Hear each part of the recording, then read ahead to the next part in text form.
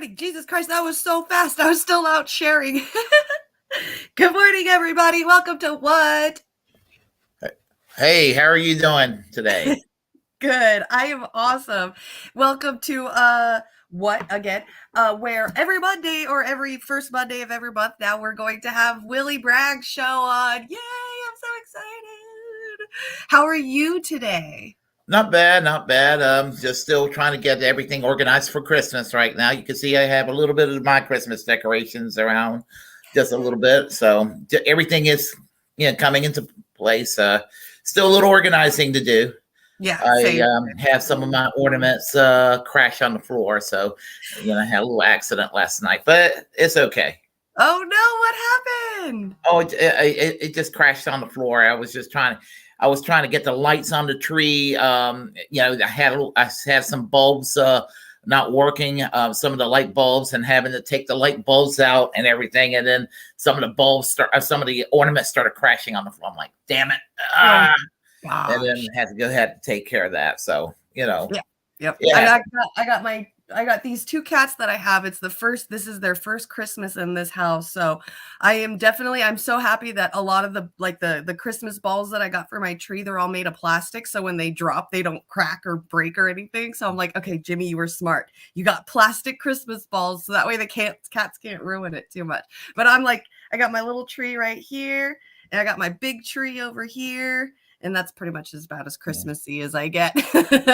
Yeah, I got my Christmas tree over here. This is being set up, so it's still got some work to do to it. So Yep. there you go. Yep. Yep. Do you get a real Christmas tree or do you buy the fake one? Um, I always have a little joke about that. A lot of people like to, always did the fake tree, the artificial tree. Mhm. It just makes sense to me because it's like, what do you do after Christmas? You take the real tree. A lot of people just put it on the side and just throw it away, and it's a fire hazard and all that. So it Yep. just makes sense to have an artificial tree. And the people give me a hard time. It's like, why don't you go ahead and get a fake tree? And I explain it to them. I said, I've always been used to a fake tree. I'm just fake. And then, Yep. so that's I what like them always, too.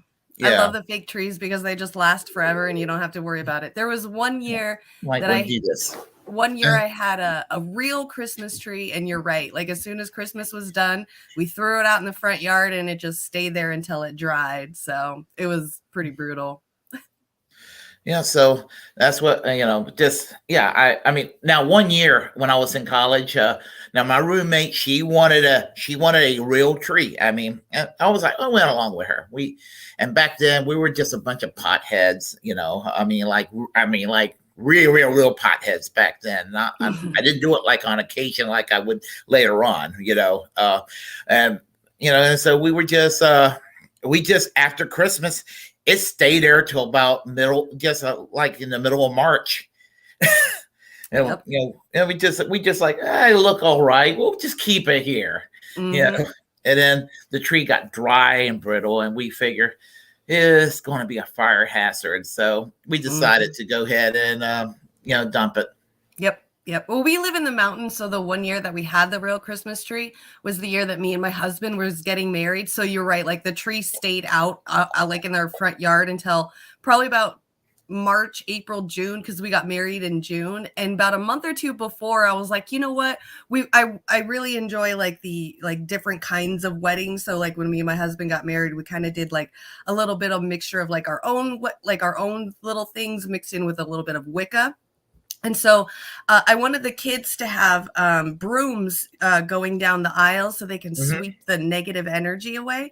And so I was like, I don't want to go and get like these cheap plastic brooms that you just buy from the store. So I ended up taking the twigs and the branches from the Christmas tree and wrapping them and turning them into about 4 brooms for the kids to be able to sweep the negative energy. So we kind of reused our Christmas tree that year for brooms. And then the main log part, we kind of chopped it up, and my dad took it and chopped it up into pieces and used it for firewood like that next winter. So the tree ended up being put to use for good stuff, but it sat there for a pretty decent long time drying out. So Now, what my dad's cousin, she had this place called Carolyn Hallmark in Garner, North Carolina. So, it was just like a suburb outside of Raleigh.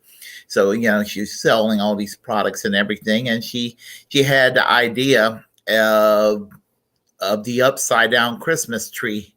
And I mean, as I said, I always got the fake tree, but I just never got sold on the idea of an upside down tree. I Mm-hmm. just yeah, I think they're pretty cool. There's one person that does a really good Christmas tree. It's kind of like a portal Christmas tree. uh-huh. And so what they do is they take the full Christmas tree and they cut it completely in half and they put the bottom half on the ground and then they have the top half hanging upside down from the ceiling and then they put this cool like it looks almost like aluminum foil around it to where it looks like the Christmas tree is like falling into the ground and then portaling through the ceiling. Which is pretty cool. Well, yeah, I mean, yeah, I don't know. Just, I mean, just I was just always been kind of old fashioned how I do it. Just a thing for me and everything like that. So yeah, you like the old fashioned. Do you use like the big Christmas bulbs too for your house? I just oh, you're talking about the lighting? Mm-hmm. Yeah, just standard multicolored bulbs. They're kind of small and they're multicolored and I mean I don't like the solid color ones. It's just so sanitized and just it seems like the multicolored ones are kind of like how I always remembered it, in the 70s and 80s. So and so I just kind of want to keep that memory alive. Yep, my grandma used to have those like I have a set hanging up right there of the big light bulb ones, the ones that like the bulbs are this color and they're multicolored, but my grandma used to have a set of lights like that on her house and she would just keep it up all year long and never take it down until she'd relight it up on Christmas time. And so those bulbs always remind me of my grandma, so I have to always have like at least one string of like the big light bulbs for my grandma for sure. Well, hopefully, the first Monday of the month, next month, the first Monday of the year, I guess, what I'll be co-hosting again, I'll kind of finagle the camera around so to give everybody a view of the living room before I start taking everything down. So yeah, good. Yeah. Okay, we'll have you take some pictures and we'll just share it up and be like, this is Willie's house. I'll probably be doing that too when I get everything set up. So. Good. Okay, good. Yeah. So how was your weekend? Not bad. Just as I said, just getting everything, just taking care of everything, and all that, getting rest whenever I can. Mm-hmm. And I'll be able to get everything everything's coming along, I guess you could say. Good. Yeah. I spent a lot of gaming this weekend. I game a lot. I don't know if you know, I'm like a really big gamer. I love gaming. So this weekend was pretty much just full of games. My favorite game, Fortnite. We had a brand new chapter. So there was a big event this weekend and it was, downtime. They had the servers went down so they can put in the new game and the new map and everything. So everybody in Fortnite was like, what else did we do? So, we're all playing, like trying to figure out other games to do. So, and then last night, me and Warren and Les Bones and Shake and Bacon did a little bit more Grounded. I don't know if you've ever heard of the video game Grounded. It's kind of like Honey, I Shrunk the Kids, and you're stuck in the backyard part of the movie, but it's a video game, and it's a lot of fun. And so we did that last night. We had Warren's show this weekend. That was a lot of fun. It's so much fun. Oh, God, I love your show this weekend. You and Warren are a great team. It's so much fun to hang out with Warren because, well, especially when he gets stoned, because he gets really quiet or he gets really chatty. And I can never tell which one he's going to get, but I know when he's quiet, he's about ready to fall asleep. So Saturday night, you could tell he was so ready to just go to sleep. He just did not want to do the show at all. So I ended up talking more than I normally do that night. So it was kind of fun being able to, kind of help him. Like he's the captain of the ship and I'm his skipper, but the captain like fell asleep in the crew area. So the skipper has to take control a little bit.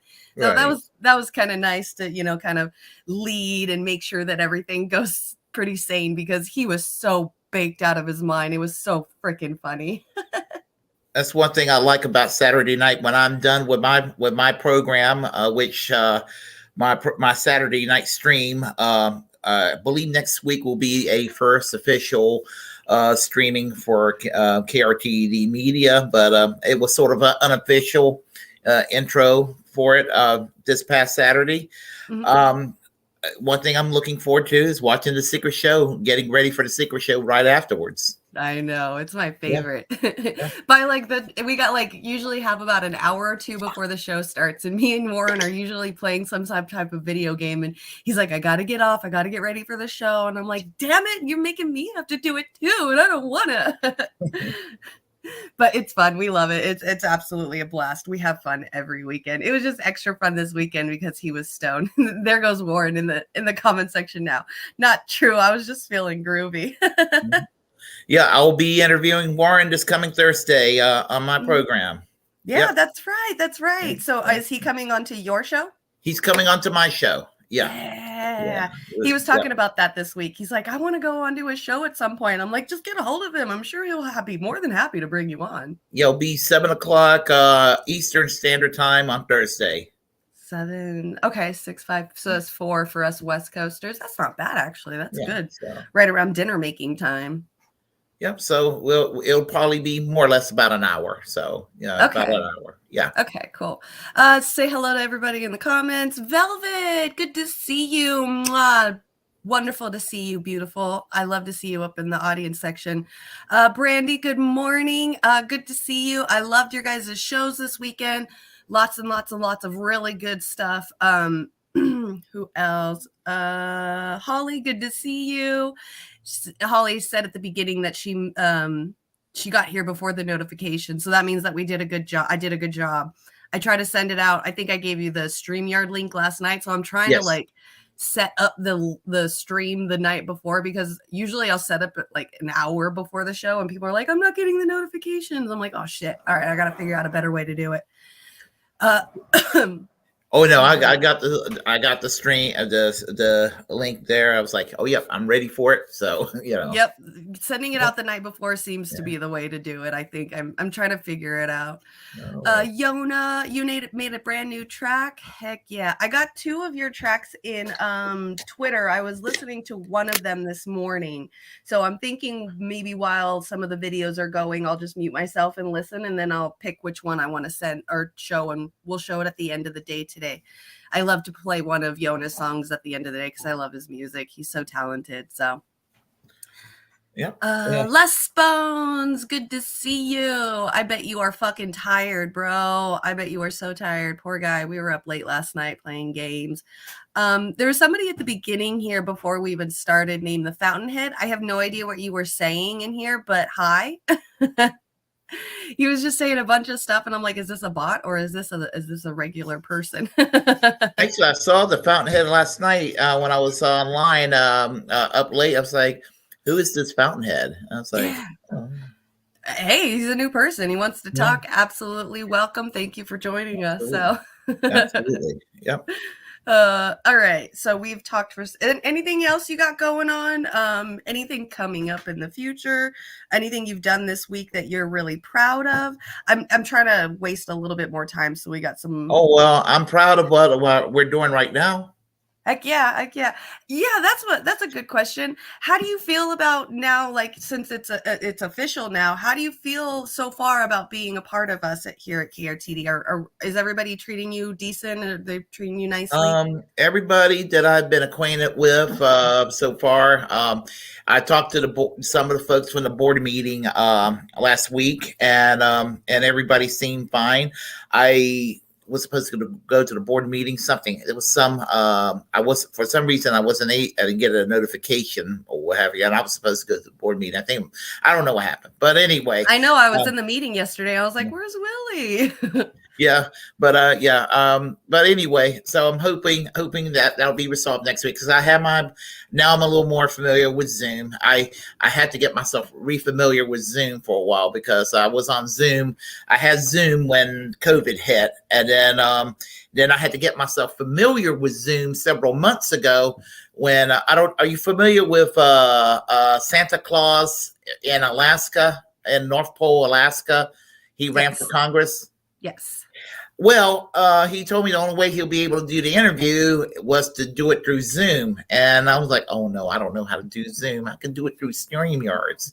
But he didn't, and I tried to convince him to do it through StreamYards, but he's he's an older gentleman. So we did an interview, but somehow the video after the interview was over, there was no video for it. And so somewhere I fucked up along the ways. So we're supposed to do another interview. Well, it was supposed to be after the election, but I'm like, well, Santa Claus is going to be busy around Christmas time. So I'm probably going to wait till sometime in 2023 to contact him again. Okay. That makes sense. Yeah. And this time I'm going to get it right. Good. Yeah. Yeah. The record button is hard to find. And plus, everybody gets notified when you hit the record button. So if Santa Claus doesn't hit the got it button, it might not record. Okay. Yeah. And yeah, as I said, and it was actually a very good interview, but it was just, there was just nothing, it was like, because I was going to put it online, and everything. And it just didn't work out. So I talked to him about it. He was understanding about it. So it's like, well, we just do it again later on. So, yeah.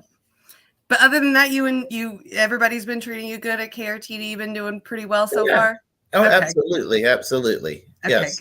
Good. Yeah. And then, so when you're going to be starting your new show, what days are you doing your show with us? Is there a scheduled day? Have you figured all that out yet? Okay. Now, the Saturday night stream that I have been doing for the past, probably for the past month and a half, 2 months, that's going to be, but it'll be like 9 to 11 every Saturday. Every Saturday. Okay. Eastern Standard Time, 9 p.m. to 11 p.m. And it will be roughly what I've been doing. It will be either video clips of various events during the week, little online lefty gossip, things of that nature, maybe some documentaries or maybe some movies that I can kind of play in clips where we can have a little bit of a discussion, things of that nature, things like that. And I think it's a good way to kind of do that in the weekend and have a little bit of fun while we're doing that. Yeah, that sounds like a lot of fun. It sounds very different than what a lot of other people are doing. So I like it. Then after that, I'm like, when I wrap things up, I'm like getting ready for the secret show. Yep, exactly. I know. I like that. So from 9 till 11, we'll have your show to watch. And then from 11 to 12, we can do Political Matrix. And then from 12 till 2, we can do Warren Show. So it's like a whole weekend night of fun. And then after Warren Show, we've got Yona's hangout spot too. So yeah, there you go. We keep it up. We just keep it going. Just keep it going all night. We're the weekend fun crew. I love it. I freaking love it. That's awesome. Yeah. Works great now that I have weekends off and everything. So it's all good. Heck yeah. And is it going to be still named the same? Are you changing anything up? I believe I think on Saturday it's going to be the Willie Bragg Show Saturday feature. I believe that's what it's going to be called on Saturday. And the rest of the week is the Willie Bragg Show. I'm doing it the way I have been doing it. And it's the Willie Bragg Show as it's always been. Same format. Whenever I get online and get the energy to do this. And that's when, but on Saturday, sacrosanct. Only thing is, I need to ask you some tech questions when the show's over here. Okay? Yeah, absolutely. Okay. You can ask me anything you want. I was like, well, you're gonna do if it's called a Saturday feature show, you should call it like Willie Bragg's Saturday Night Fever. That would be really cool. That could work. Yeah. Yeah, Willie Bragg's Saturday Night Fever, and then you just talk. Then that way, you just talk about whatever you want because it's Saturday Night Fever. So, okay, I'm going to have to. Write it down. Have to do that.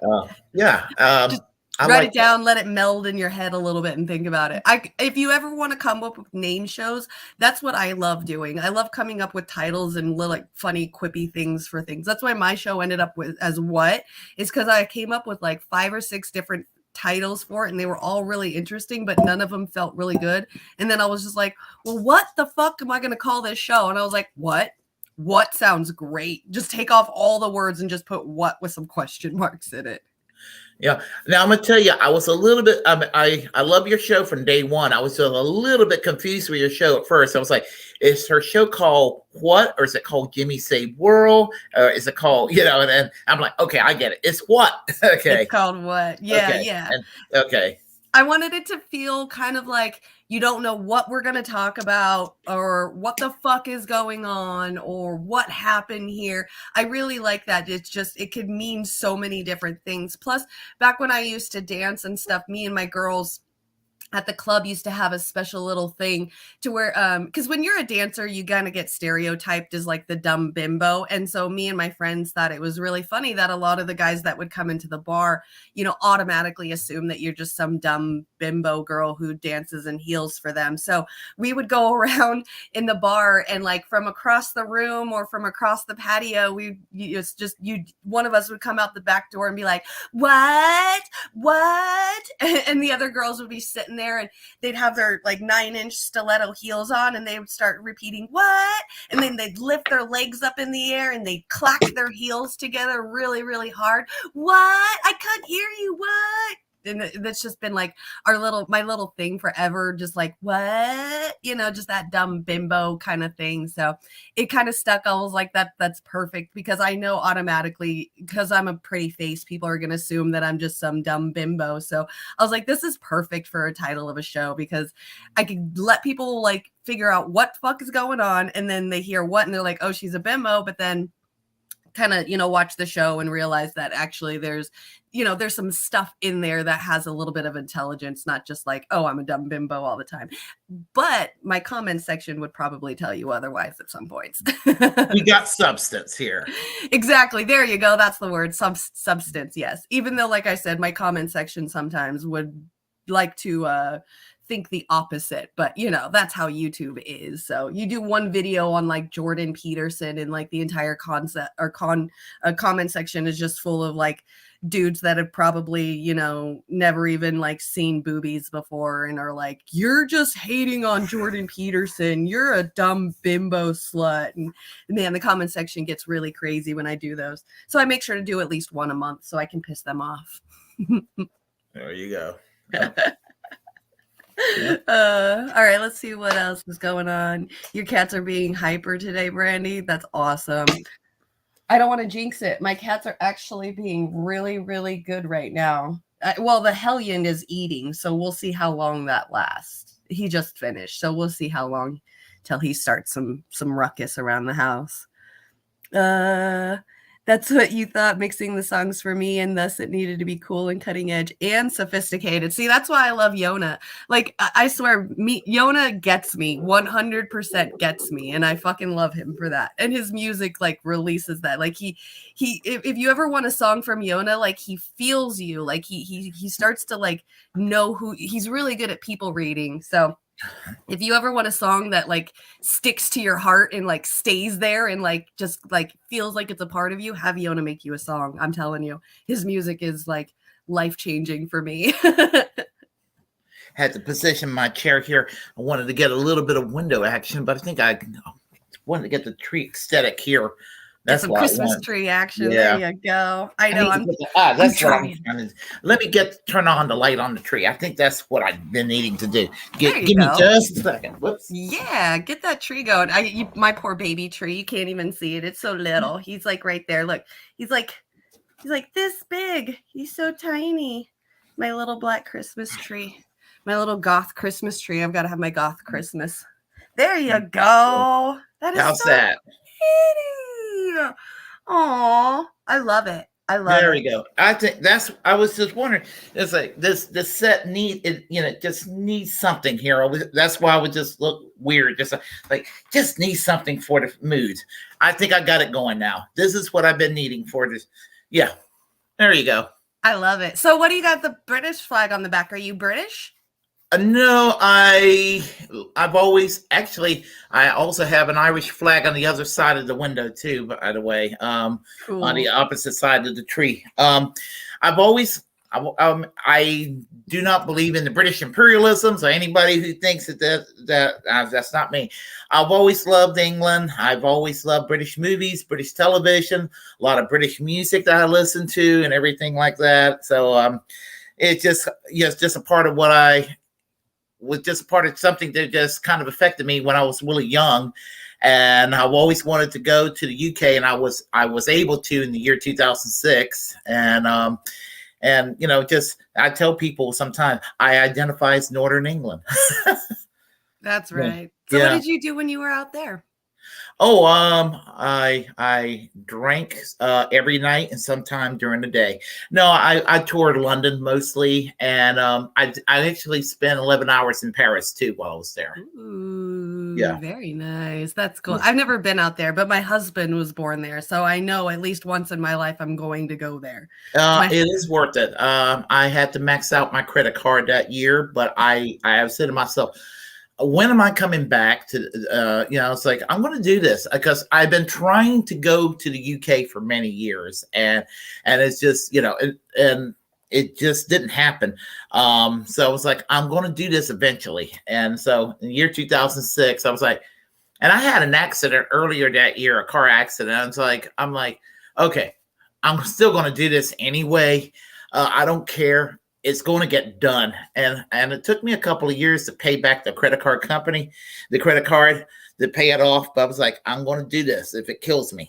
That's right. That's fucking right. That's the way to do it. There was like 1 year I went to Comic-Con for all 4 days in San Diego, and I'm like, I'm maxing out my card. I don't even care. It's worth it. Yeah. So, and I went to Ireland 3 years ago. And the one big regret was not going to Scotland.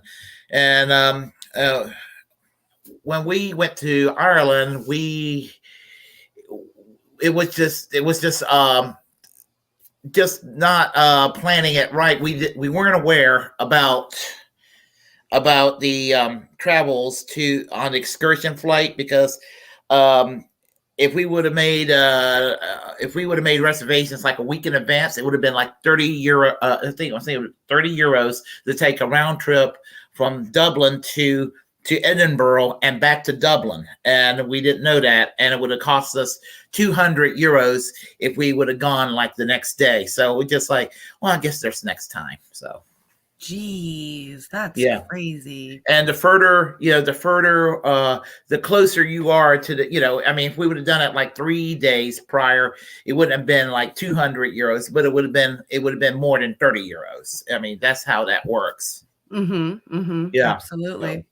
Good morning, Cape Socialist. Good to see you here today. Man, I was watching Cape Socialist on Twitter this weekend, and he lives out in South Africa and is doing a tour for the poor out there, kind of like what Rome does out here, but doing it in Africa, feeding people and giving them basic necessities. And I was super impressed, super shocked. I didn't even realize that he was out there doing that, and I'm so impressed by seeing that. So thank you for coming by, Cape Socialist. I'm in honor of you being here. You're amazing. So, well, okay, Yona, I will definitely do that. Yes.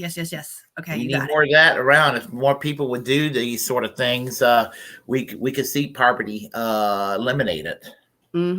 Absolutely. That's what we need, is more of that direct action stuff. So.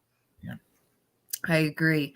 Okay, so let's get started on articles and stuff. So the first one that I have popped up, let me present it, and then we can start talking about it.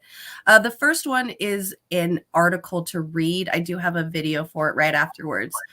But I did want to, here, let me turn down the volume because I can hear myself. I want to start off with one that you probably don't really know too much, and then we'll go with the ones that you definitely we can just kind of dive right in. So there's this really interesting situation that happened this weekend. North Carolina had just a random power outage, and people are suspecting that it was some right-wingers they were accusing right-wingers of doing it because there was a drag show in town, and these Christians weren't happy with it. So the rumor is that they went and pretty much damaged the electricity power area, so that way that the drag show couldn't go on in that town. I think that what was happening was the Christians were feeling like, like their town was turning into Sodom and Gomorrah, so they did this kind of thing to stop it from happening.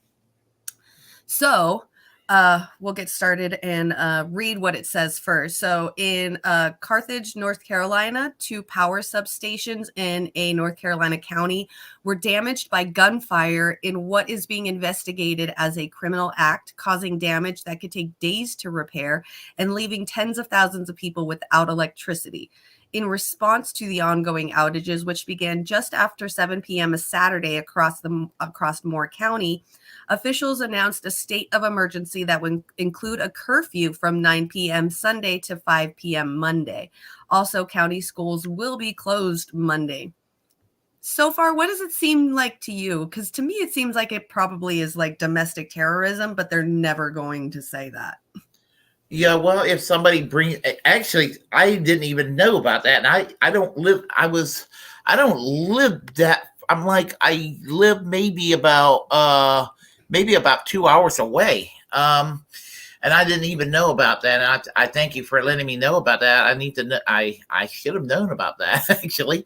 And the thing about it is that if as soon as somebody says this is right wing terrorism, you get people who are right wing getting all triggered about this and claiming that they're going to play the victim, and as they accuse other people of being victims. Yep, absolutely. That's that narcissistic victim mentality. Yeah. An attack like this on critical infrastructure is serious, intentional crime, and I expect state and federal authorities to thoroughly investigate and bring those responsible to justice. Moore County Sheriff said at a Sunday news conference that authorities have not determined a motivation. He said someone pulled up, opened fire on a substation. The same thing with the other one. So there was multiple substations that were fired upon. No group has stepped up to acknowledge or accept that they're the ones that have done it, and we're looking at all avenues. The sheriff noted that the FBI was working with the state investigators to determine who was responsible. He also said it was targeted and it wasn't random. Fields said law enforcement is providing security at the substations and for businesses overnight. We have folks out there tonight around the clock. Roughly 36,000 electric customers in the county were without power on Sunday evening, according to poweroutage.us. With cold temperatures forecast for Sunday night, the county also opened a shelter at a sports complex in Carthage. Duke Energy spokesman Jeff Brooks said the multiple pieces of equipment were damaged and will have to be replaced. He said while the company is trying to restore power as quickly as possible, he braced customers for the potential of outages lasting days.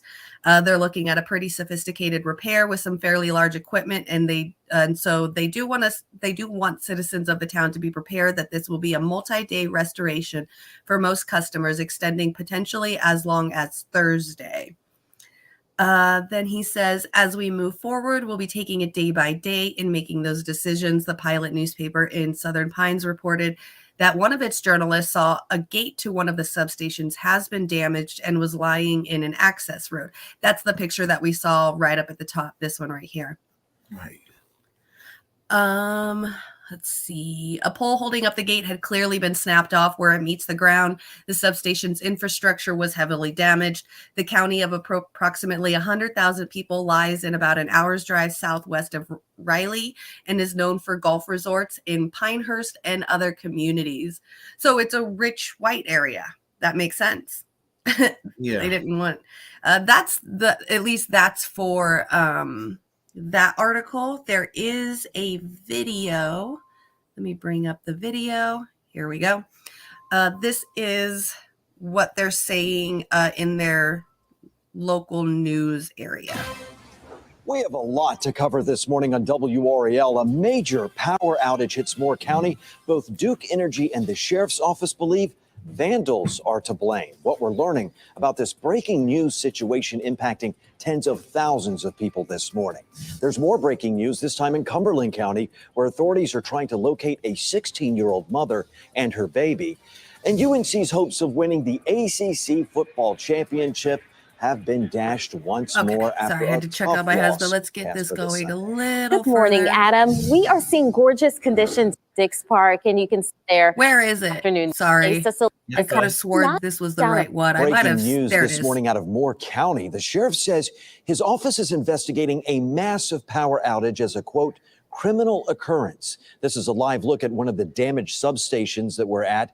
Last night, there were nearly 38,000 Duke Energy customers without power, as well as nearly 3,000 Randolph Electric Membership Corporation customers in the dark.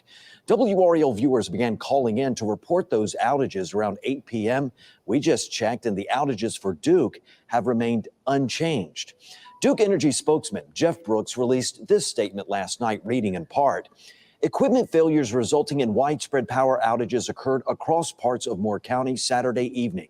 We are actively investigating signs of potential vandalism related to these outages. Crews continue to assess damage in those affected areas. Power isn't expected to be fully restored there until 10 o'clock tonight. Moore County Sheriff Ronnie Fields said evidence of vandalism was found at multiple substation sites. We're working to confirm the nature of that vandalism. Sheriff Fields also says there was additional security as utility crews were working to try to fix things. The village of Pinehurst sent out a police alert last night, also saying additional officers were assisting. Officials also asked people to stay off the roads if possible and to treat all intersections as four-way stops. Also last night, a WREL news crew arrived at the Walmart in Aberdeen to find a massive police presence there. The crew was quickly instructed to leave by authorities. So that's a little bit of the video of it. I have one more article to read. Is it the number 5? Okay, so this is where it starts to kind of get into the thick of things. Yeah, and you're right, Yona. I guess you wouldn't consider them domestic terrorists. I guess that's kind of pushing the button for sure, but it's definitely a crime what they did. So this news article right here. Oh, good morning. Love you, Amber. I hope you have a good day. I hope you have a good day at work. Yeah, I mean, you never know. I always wanted to know who the feds are. Everybody always says it's the feds that do it. Who are they? Do they have names? That's what I want to know. Okay, so this one says, this is kind of like digging into a little bit of what happened with it. Authorities investigate a social post claiming knowledge of the blackout. So a woman who wow, I cannot say this word, vehemently and repeatedly protested a drag show scheduled in Southern Pines, claimed that deputies questioned her in regard to the mass power outages in the county after she posted on social media that she knows why the outage happened. Emily Grace Rainey, a former U.S. Army psychological operations officer, made several posts about it on social media. Oh, she might be a Fed. Even saying in one post, the power is out in Moore County and I know why. Okay, there you go. The feds being FBI. Yeah, I mean, that's what this woman even is used, the U.S. Army of Psychological Operations. Yeesh. Before the show, Rady posted on Facebook the contact information of the sponsors employing others to voice their opinion, saying, you know what to do. Rainey claims to be the head of the Moore County Citizens for Freedom. The group is a nonpartisan network of Moore County citizens dedicated to the promotion of conservative values through education and activism. The Moore County Sheriff told the news that the outage was being investigated as a criminal occurrence, but he did not say specifically what was done to damage the substations or whether the sheriff's office has connected that vandalism to the drag show or any suspects. Rainey posted that she told deputies, God works in mysterious ways. I used the opportunity to tell them about the immoral drag show and the blasphemies screamed by its supporters. After the power went out, Rainey posted a picture of the marquee where the drag show was scheduled to take place, claiming that God was chastising Moore County. So like I was saying earlier, it kind of seems like these people are thinking like their town is turning into Sodom and Gomorrah and they have to save their town. Yeah, and that's when they say nonpartisan. When I hear them say nonpartisan, we that's a red flag right there. It means that's exactly what they are. And and another thing is that they make the entire Christian community look bad, because there's a lot of Christians. There's actually a lot of Christians that do support LGBTQ rights and do not have a problem with the LGBTQ acceptance in America has gone a long way since I've been growing up. At the age of 53, it's a more tolerant today than it was during the AIDS pandemic in the 1980s, when Reagan wouldn't even recognize the disease. He refused to recognize the disease, and it was just a really dark time.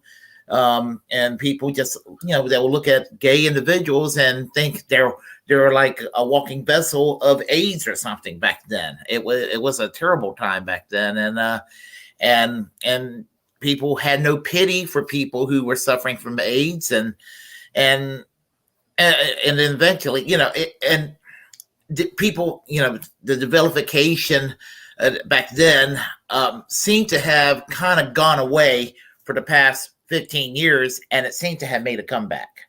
Mm-hmm. And I look at someone like Governor DeSantis of Florida, who's kind of normalized. He really did normalize this kind of attitude, and people like him with this "don't say gay" bill, and this constant talk about grooming and all that. This is what kind of mess that's kind of adding to actions like you're seeing here in North Carolina, that with the power outage. And these are the people that sits there and talk about freedom. They don't believe in the freedom of having drag shows, or let's face it, they don't believe in the freedom of gay people existing. Mm-hmm. Mm-hmm. And that's what's so wrong about the whole thing of them thinking like that, because the majority of people that believe in the Bible and think that being gay is a sin don't even realize that the Bible that they're reading actually got retranslated from words of "thou shalt not lay with a child as you do with another man or with another person," to King James changed it to "thou shalt not lay with a man as you do with another person."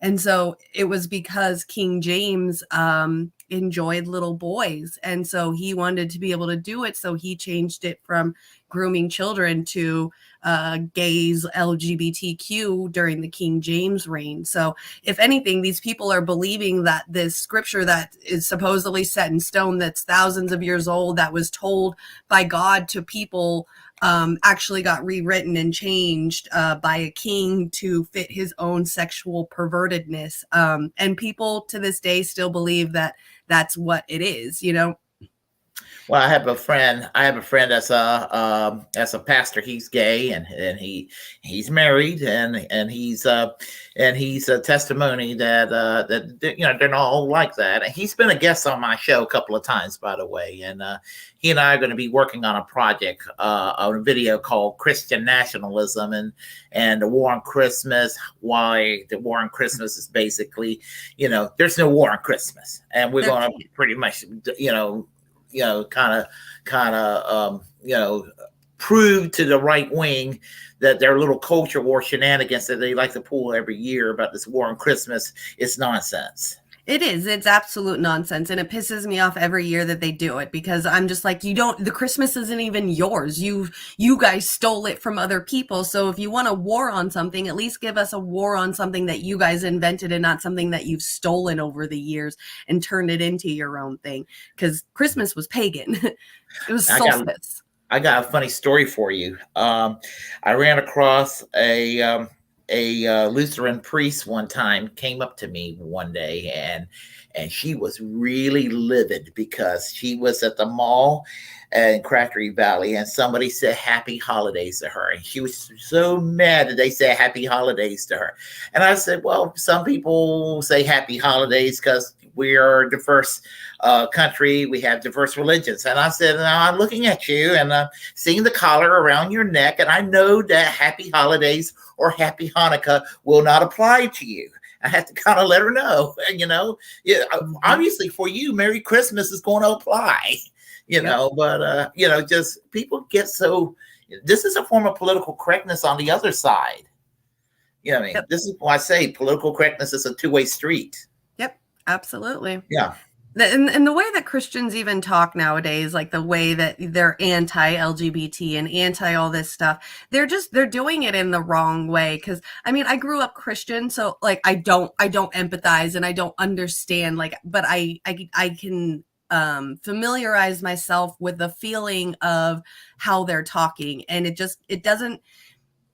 When you're in Christianity and you believe in God and Jesus and stuff, you're supposed to pray. Okay, so if you think that this gay person is going to hell, you're supposed to pray for them. You're supposed to love them as your neighbor and love them as if they were your own blood, and just pray for them and hope that one day they would see, the light of God, quote unquote. So what they're doing now by like not allowing them to have freedoms, not allowing them to do shows, it's not the love that they portray themselves to be. And it's this blind thing too, because while they're sitting there focusing all their attention on the LGBTQ plus and the drag shows and the things that they're doing, they completely ignore the people in their own community, their own church, their own leaders in their church doing sinful acts behind their own backs with, they probably don't know, but eventually they find out and things happen and they're like,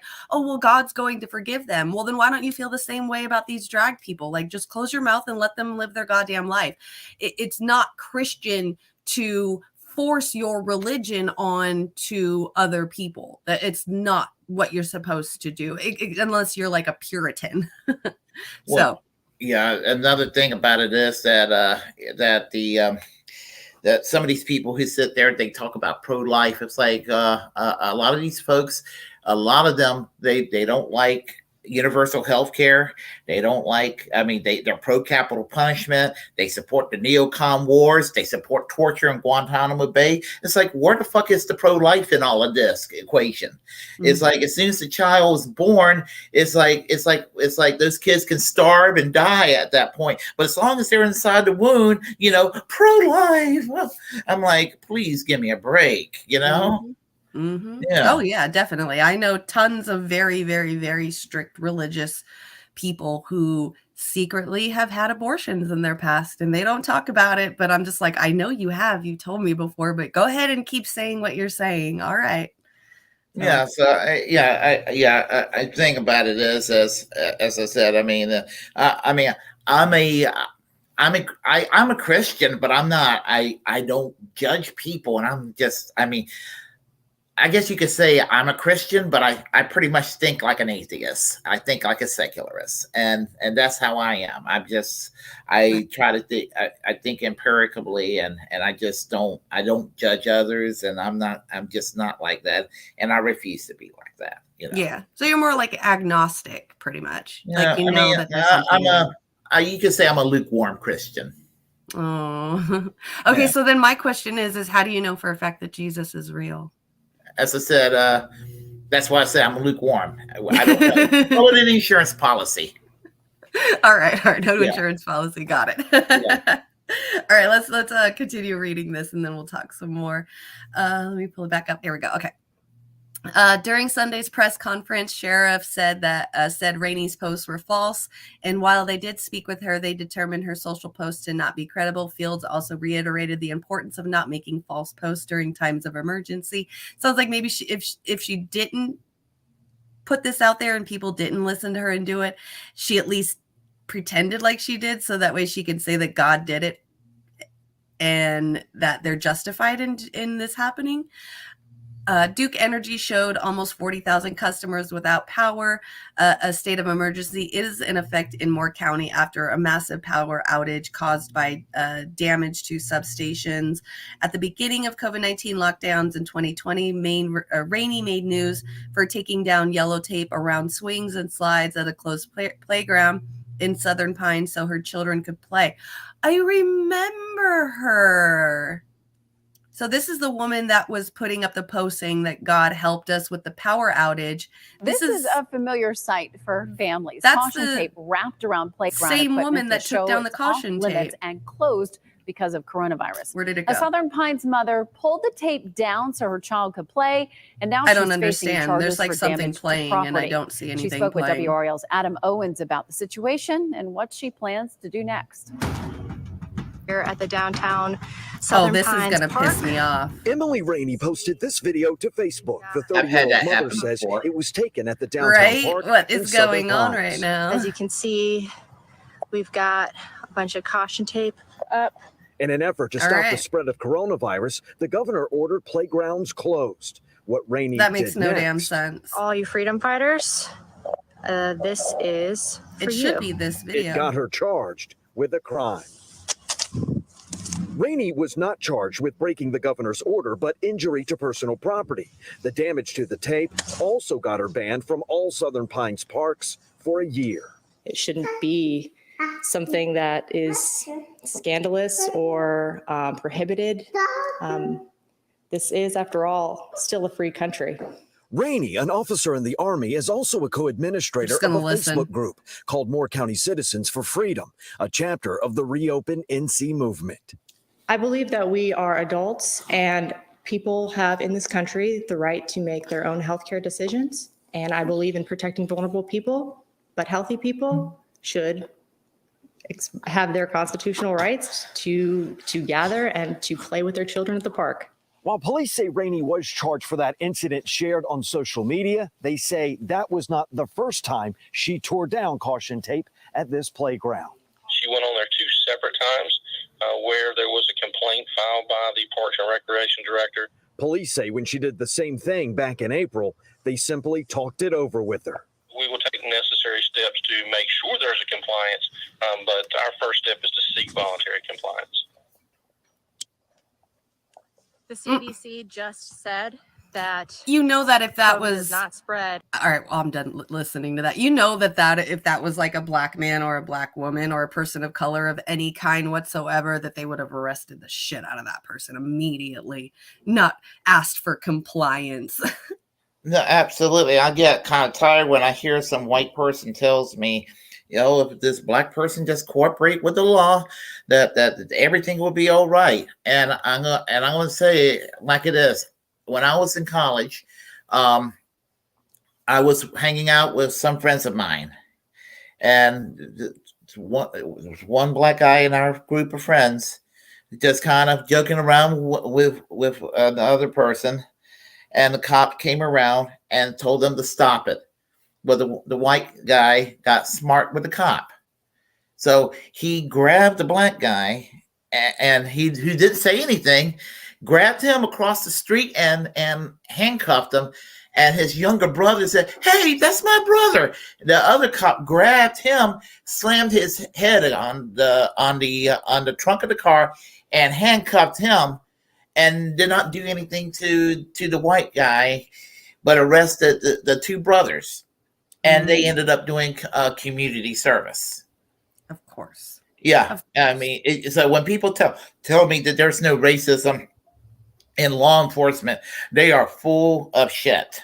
Oh, yeah, absolutely. White women tears have been the cause of people of color's death for at least the last 200 years in America. White women tears or white people getting away with everything and white people getting away with criminality while the people of color in this country have to suffer is just something that's definitely been going on for a long time. And when you grow up, you think it's changed. You think, oh, I'm a teenager, or I just turned a grown up in the 2000s. We're in the new millennia. Things are going to be different. And it's like, no, welcome to reality. It's really not. They're still the same out there. there is a right wing commentator on YouTube by the name of Wild Bill for America. I don't know if you ever heard of him. Mm-mm. Yeah, he's pretty obnoxious. Anyway, he's basically, imagine Ted Cruz meets Chuck Norris, but less cool than either of them. And there's nothing cool about either of them at all. And this guy, he's basically, he talks about, he claims he's against racism, but he is so obsessed with racism, and he's one of those that claims that the liberals are the real racists, and that type. And it's really just annoying when I hear it. I mean, I feel like I get a migraine when I hear these right wingers do this sort of thing. This sort of thing. And what was he saying? He said things like, "We have not been racist for the last 50 years." I'm like, oh my God. He actually said that with a straight face, you know? Okay. And he acts like there's no police brutality problem against Black people. Jeez. So what did he think BLM was, like an inside job or something? He thinks that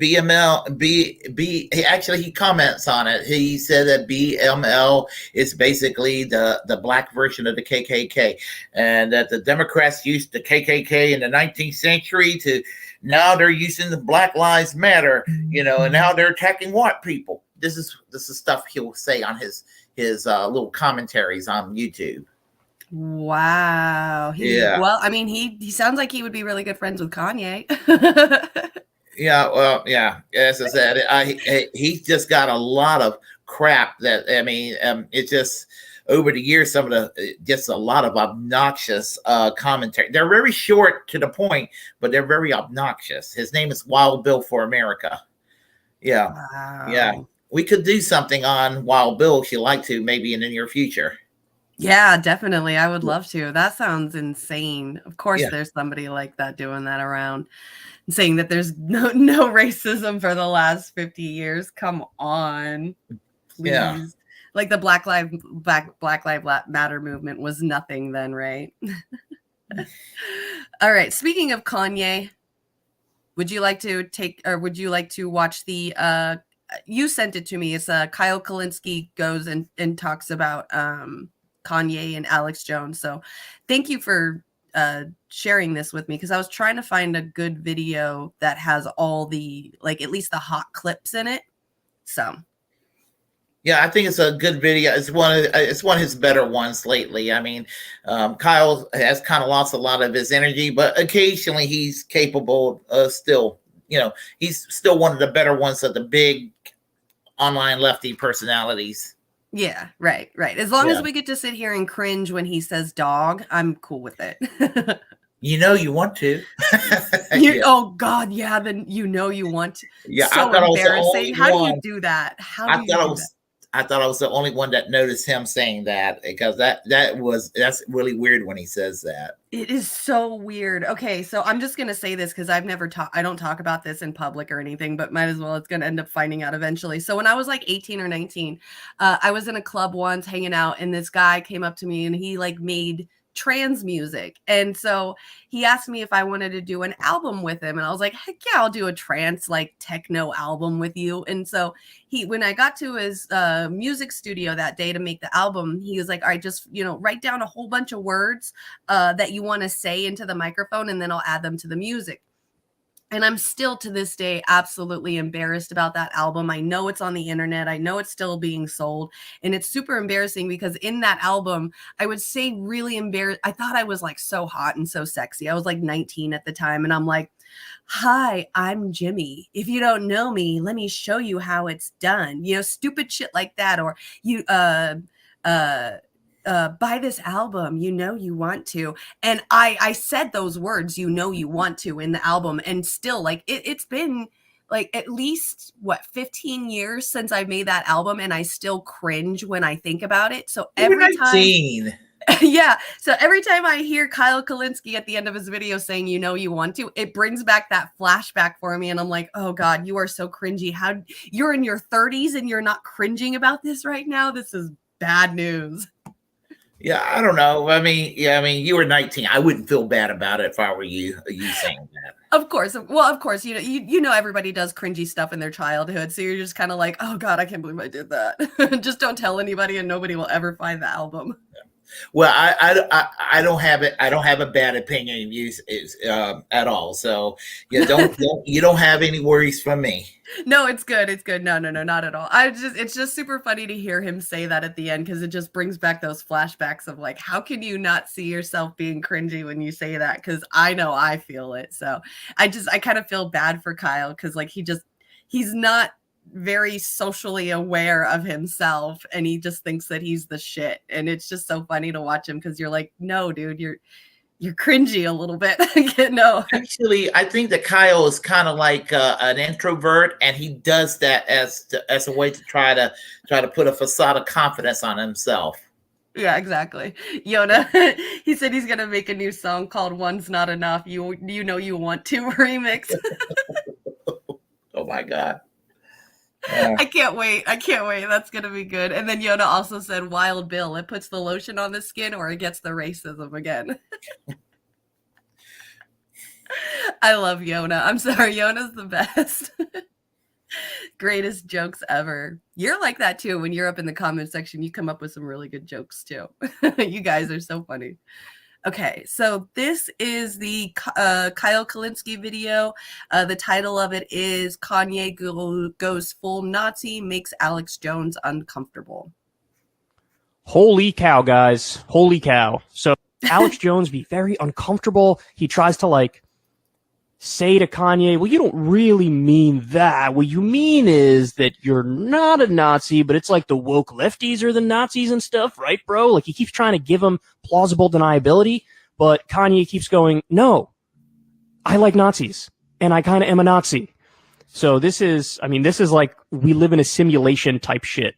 Imagine if I told you 5 years ago that, today, Alex Jones would talk to Kanye West, and Kanye would out crazy Alex Jones and make Alex Jones uncomfortable with his extremism. This is really something. Let's watch. Round up Jews in Nazi Germany. Do I get love then? Schwarzenegger said he loved Hitler. They gave him an award. I'm just saying, I don't like Nazis, and I don't like what some of the mafias are doing either. I like Hitler. Do I round up? I love how it randomly pans by Alex Jones, and he says something, and then it pans by, he's all talking about how he doesn't like Hitler, and Hitler is a bad guy, and then it goes by Kanye, and he's like, I like Hitler. Oh, he's such a racist. Oh my God. Yeah. So casual too, as a matter of fact. Yep.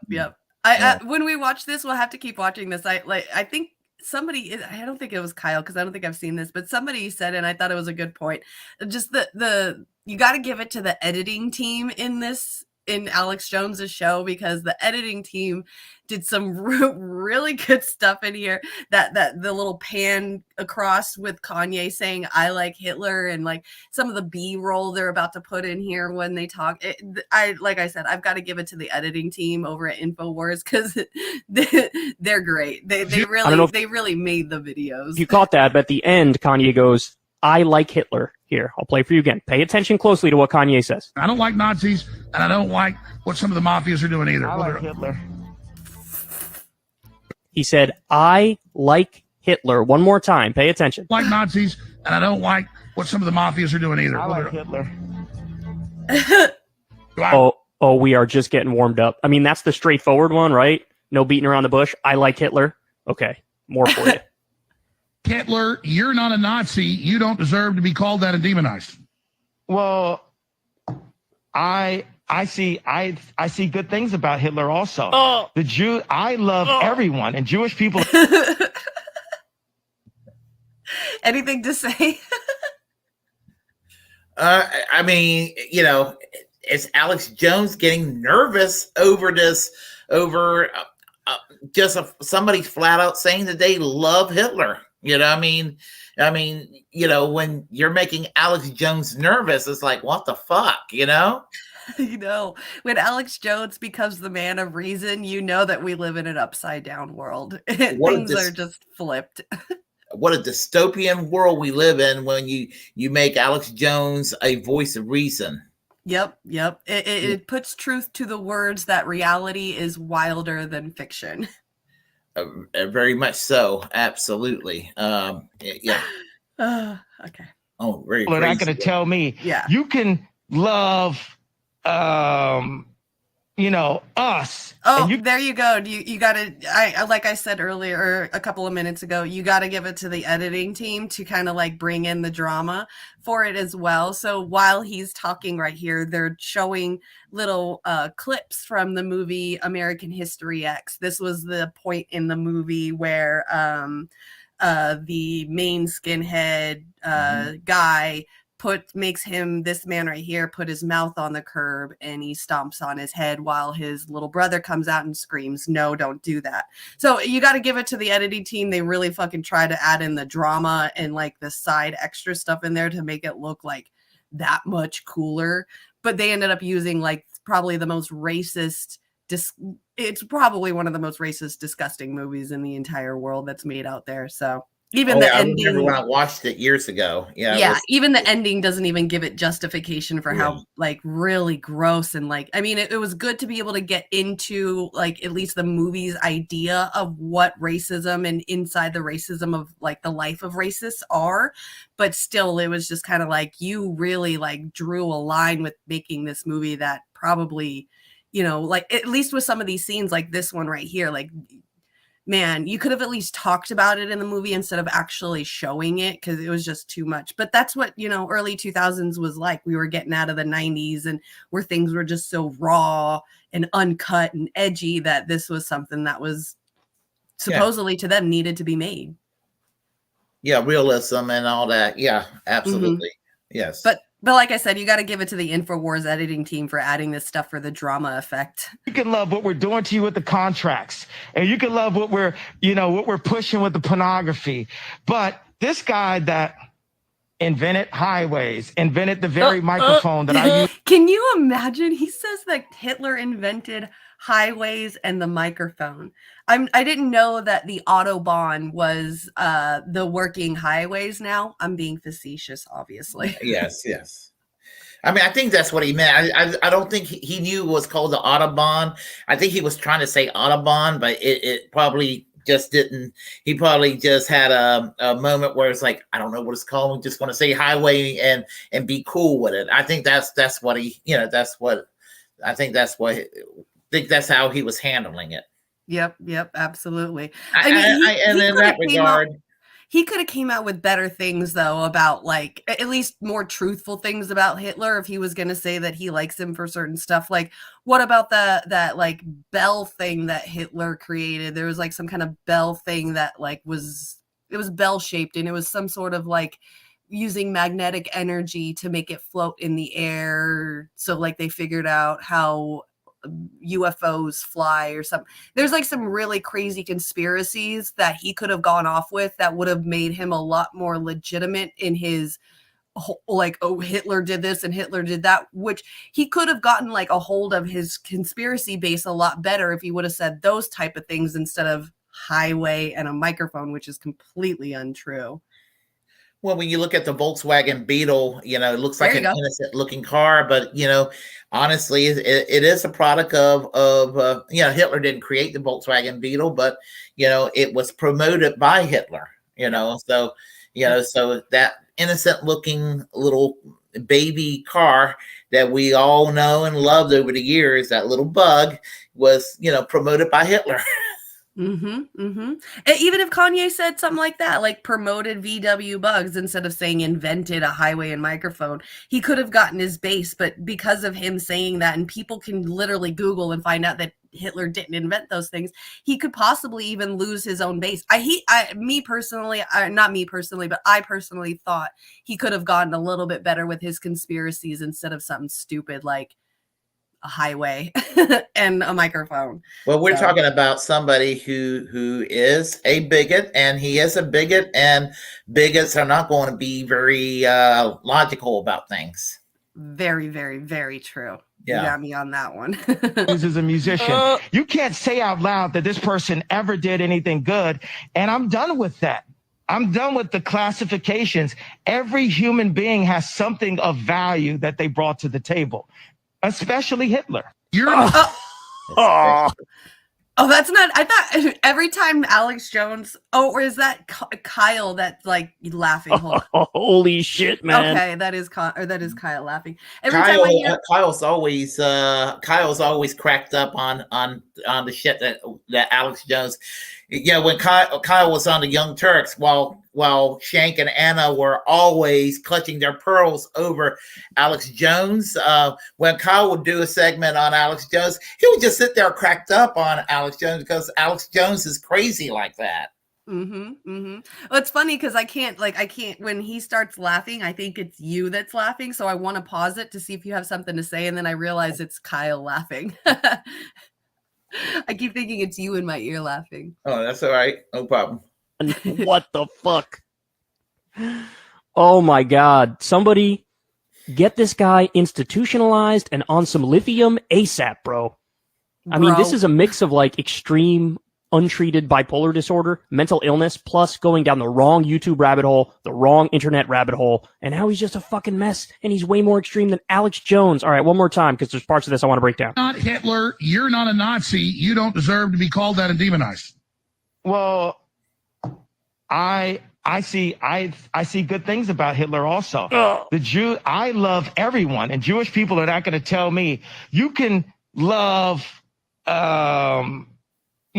us, and you can love what we're doing to you with the contracts. See, what we're doing to you with the contracts. What, like every Jewish person is some sort of executive getting people in contracts? That's absurd. You know, one of my best friends, Jewish, works at a sporting goods company. Another one, Jewish, works in an emergency room as a doctor. Like, what are we talking about here, dude? It's not like every Jewish person has a position of power. In fact, there are many Jewish people who are still oppressed, still in the lower classes. There is no like secret smoke-filled backroom cabal where they're plotting to screw you over, yay. There is no like next level coordination here. What are you talking about? You can love what we're pushing with the pornography, but again, that's old anti-Semitic trope, man. This is straight out of neo-Nazi outlets. This idea that like the Jews are pushing pornography on Western civilization to destroy it. What the fuck? This guy that invented highways, invented the very microphone that I use as a musician. He's saying Hitler invented highways. I mean, I think he's trying to talk about like the Autobahn, but like to say invented highways is that's the biggest overstatement I've ever heard. You can't say out loud that this person ever did anything good. And I'm done with that. I'm done with the classifications. Every human being has something of value that they brought to the table, especially Hitler. You're not Hitler. Oh, Jesus Christ. No, I get you're explaining that, like you said, you love the Zionists. You don't agree with some of the things they're doing, even though you don't support a lot of what's happening. Seriously, I've really studied a lot of history. Plus, I had family that was there. And so, I mean, I don't think Hitler was a good guy. I get the Hugo. This is Alex Jones pushing back on Kanye. Yeah, I'm not so sure Hitler was a good guy. Did you ever think that you would agree with Alex Jones? Well, I'm gonna tell you about Alex Jones. And overall, I've always disagree with Alex Jones, but I first heard of Alex Jones around 2007. Yeah. And this was during the Bush-Cheney years. And I'm not going to say he was on the left, but he actually had left-wing people that liked him at the time because he was going after Bush and Cheney on the surveillance state that we were under at the time and the wars and all that. So he was kind of, even though he was right-wing, he was kind of an independent conservative type, and he even defended Occupy Wall Street for a while. But all of a sudden, I think that once Trump came along, he just became full-blown MAGA. And even before that, then he started going with the conspiracy theories about Obama being born in Kenya and all this kind of bullshit and everything like that. So, but I will say this about Alex Jones. I don't believe that Ben Shapiro or Steven Crowder or Dinesh D'Souza give a damn about free speech of the left when their rights are endangered. But I kind of think that Alex Jones kind of would a little bit, but I still, think he's overall terrible politically. But there are moments where he's not always wrong. Right. If that makes any sense. Yeah, no, I agree, because I started listening to Alex Jones back in 2007, 2008 when he was on some kind of satellite radio show, and I didn't believe in a lot of things he said, but you're right, the surveillance state, the 2008, 2009 financial collapse, all of that, like there was still a lot of really good stuff. And back then I was all into aliens and conspiracy theories too, so he kind of was the one that got me into the conspiracy theory genre. But I kind of like, when I was listening to him and listening to the conspiracy theories, you start to hit like a wall of education. Like you get to a certain point and then they're like, this is just the truth, this is it, don't look any further. But you kind of look at a little bit further, into conspiracy, and you find out like there's little bits of pieces of truth, and then it just completely veers right to another part where what you were talking about had nothing to do. There are some really powerful people out there, and they're doing really bad things to worsen society, but it's not some like secret Jewish cabal that is, full of lizard people that are running the country. Like that's where they make that right turn. Like instead of continuing the research and realizing, there's really bad people that are doing harm to our society and to the economy, but they're rich 1% CEOs that have names, Soros, Koch brothers, Rockefellers, Rothschilds. And now even you've got people like Bezos and Elon Musk, and even probably even more richer people that we don't know about. I mean, the FTX kid did the same thing, is doing the same thing. So, that's where I had to stop believing in a lot of the conspiracy theories, is because once you do a little bit extra work, you actually find out that they're real people. They have names and there's ways to fight them. But the conspiracy theorists, they love to just end it like that, call it some secret cabal of Jewish lizard people that are running the world, and then that's their right turn. Like you almost had it, you were right there, and then you just veered. Now I'm gonna tell you. Now Alex Jones, as I said, I was never like, I think that Alex Jones, when they banned him in 2018, I was opposed to it, not because I was a fan. I'm a free speech absolutist, and that includes Alex Jones in this equation. And I think that Alex Jones caused less damage to the political discourse than someone like Rush Limbaugh or Sean Hannity. I think they're more toxic to the political discourse than Alex Jones. At least Alex Jones provided a little bit of entertainment. Yeah, exactly. Those other guys, they just like to keep the status quo and make you believe whatever they want you to believe, so that way the things can keep, the cogs can keep turning in the wheel. So absolutely. Yep. And Velvet says you got a good take on Alex Jones. She really liked your take. Oh, thank you. Appreciate that. Well, thank you, Alec. Boss uniforms, amazing. But I mean, just because you're in love with the design, you're a designer. Can we just kind of say like you like the uniforms, but that's about it? There's a lot of things that I love about. There's Alex Jones really quick trying to save face. Like, you don't like Nazis. You like the outfits, right? It's about the fashion. That's what you like about it, right? About Hitler. Oh man, this dude Kanye is straight up horny for Hitler. He is hard for Hitler. Jesus Christ. Look at the emphasis he puts on these words. I like the uniforms, but that's about it. There's a lot of things that I love about Hitler. A lot of things. Hey, Netton, what did you think about that, Netton? Oh, yeah. This is insane. You are an insane person. How could you say something? It's okay that... So let me ask you, you like the Azov Battalion because they openly hail Hitler. They're the leftovers of World War II. They support Zelensky and attacking Russia. So you like the Azov Battalion? I love everyone. Well, my point is you weren't involved. Wow. No, you're so what he's doing, I don't know why he's got this weird thing covering his face, but he also has a net there and a Yoo-hoo, and he was trying to make a joke about Netanyahu. Yep. Say like, his name is weird. See, like I got a net here and a Yoo-hoo here, and it's like, what is wrong with you? Yeah. What is going I thought that was fucking hilarious. He has no idea who Benjamin Netanyahu is. He just heard that, he's like the leader of Israel and he probably wants to murder him. So Kanye brings out a net and a yoo-hoo to pretend that he's the net and the yoo-hoo are Benjamin Netanyahu. I think that's kind of funny that he did that. Well, I will say this about the net and Yahoo, to play on words of Netanyahu. I'll say this: I'll separate the Netanyahu from the whole anti-Semitism thing, and I would say maybe on Netanyahu, I will say maybe Kanye's not wrong on Netanyahu. Netanyahu is a piece of shit. I mean, it's nothing to do with him being Jewish. It has all to do with him being a war criminal and a racist thug. For what he did to the Palestinian people. And he was the one, when he was the foreign minister in Israel back in the early 2000s, before he became prime minister, he was a foreign minister in the Sharon government. As Sharon was moderating, he went further right and he urged George W. Bush and Tony Blair to go into Iraq.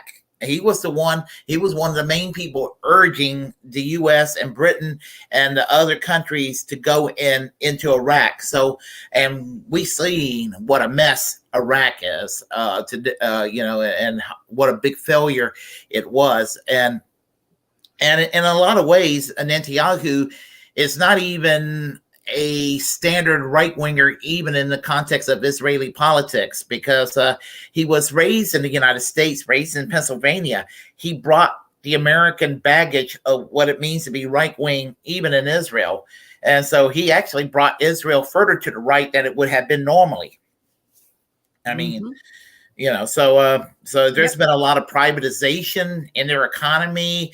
They have been doing a lot of Americanizing of the economy, a lot of the bullshit measures and everything, and evangelicals in the United States love him more than they love, going to church.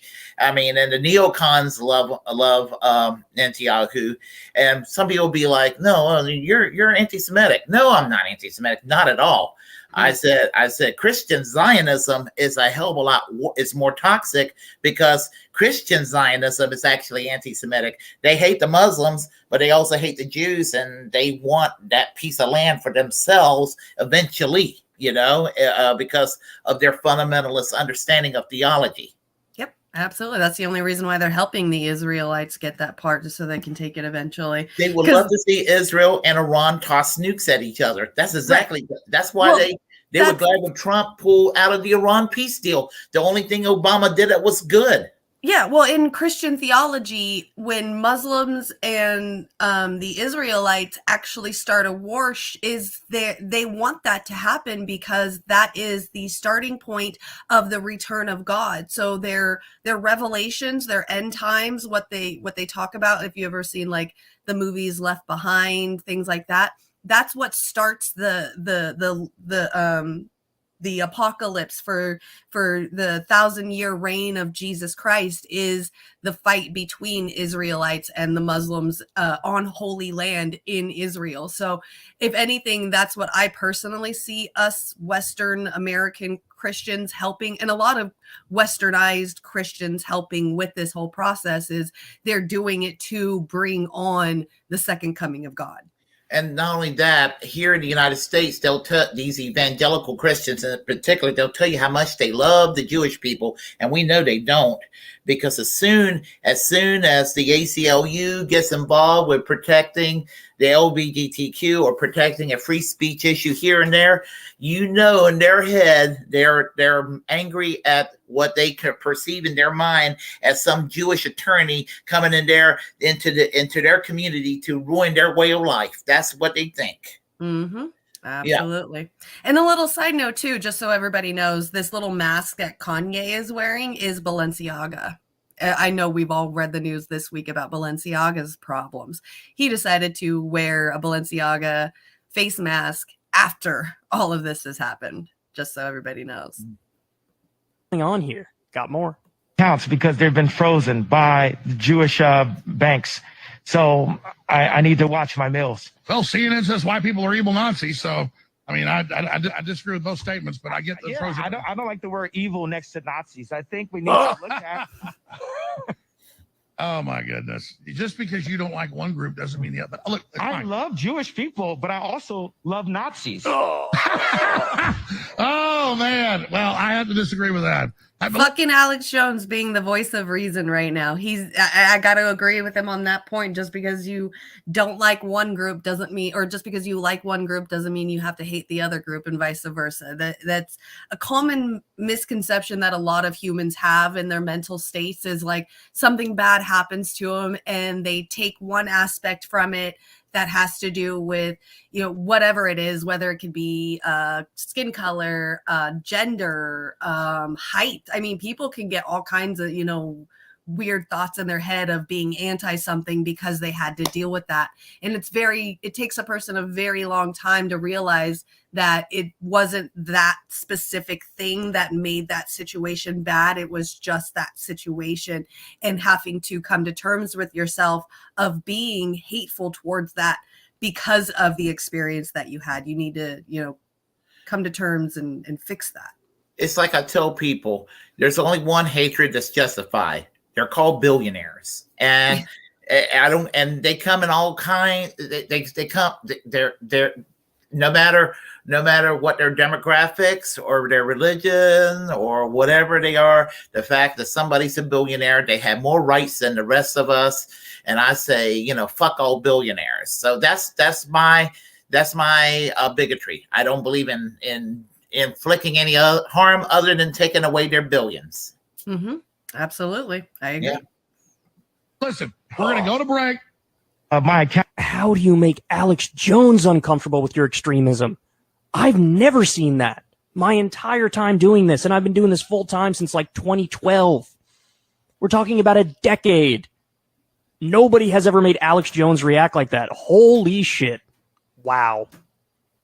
More. I still got more somehow. I don't know. And there are groups, and there is certainly leftist Jews that call everybody Nazis they don't agree with. You don't want open borders, you don't want your guns taken, or you don't want to take a shot. The ADL had a meeting 2 weeks ago and said, Alex Jones is an agent of evil. He should be taken off the air. He's the devil because he doesn't want you to take 4 shots. And I'm like, what are you doing calling me anti-Semitic? I'm not against groups. I don't get into group politics. Adam, sorry. I didn't mean to say that. Alex. Yes, sir. I've got the perfect answer for the ADL. They are going to have to listen up. What we did is we brought Netanyahu with us. This guy. I'm in the twilight zone right now. Netanyahu, what do you have to say? What do you have to say to Alex Jones right now, Nick Fuentes and Ye? It was bad. It was bad for Trump to meet with Nick and Ye. Okay. I had no idea your voice is going to sound like that, Netanyahu. So you don't like Benjamin Netanyahu? There is seriously something wrong with Kanye. There absolutely is. Who does this?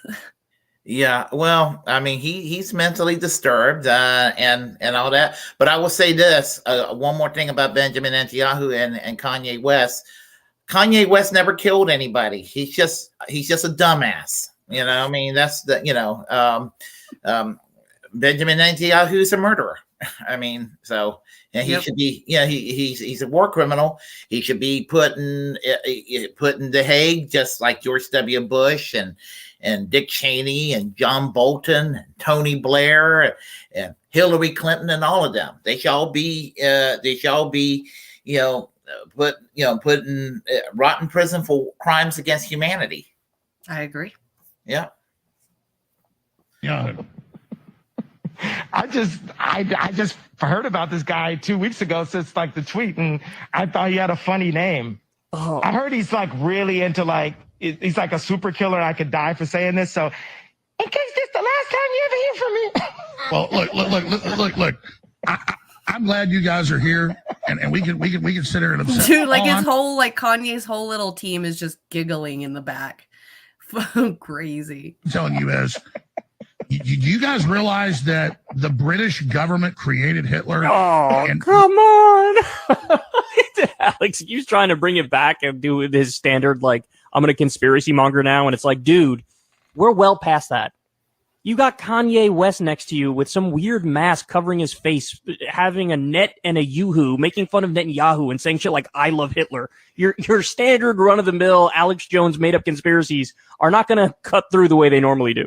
The Milner Group put him in power, and there's something much more sophisticated. And I personally think that most Jews are great people, and I understand there's a Jewish mafia, and they're used to demonize anybody that promotes freedom, but I don't blame Jews in general for that.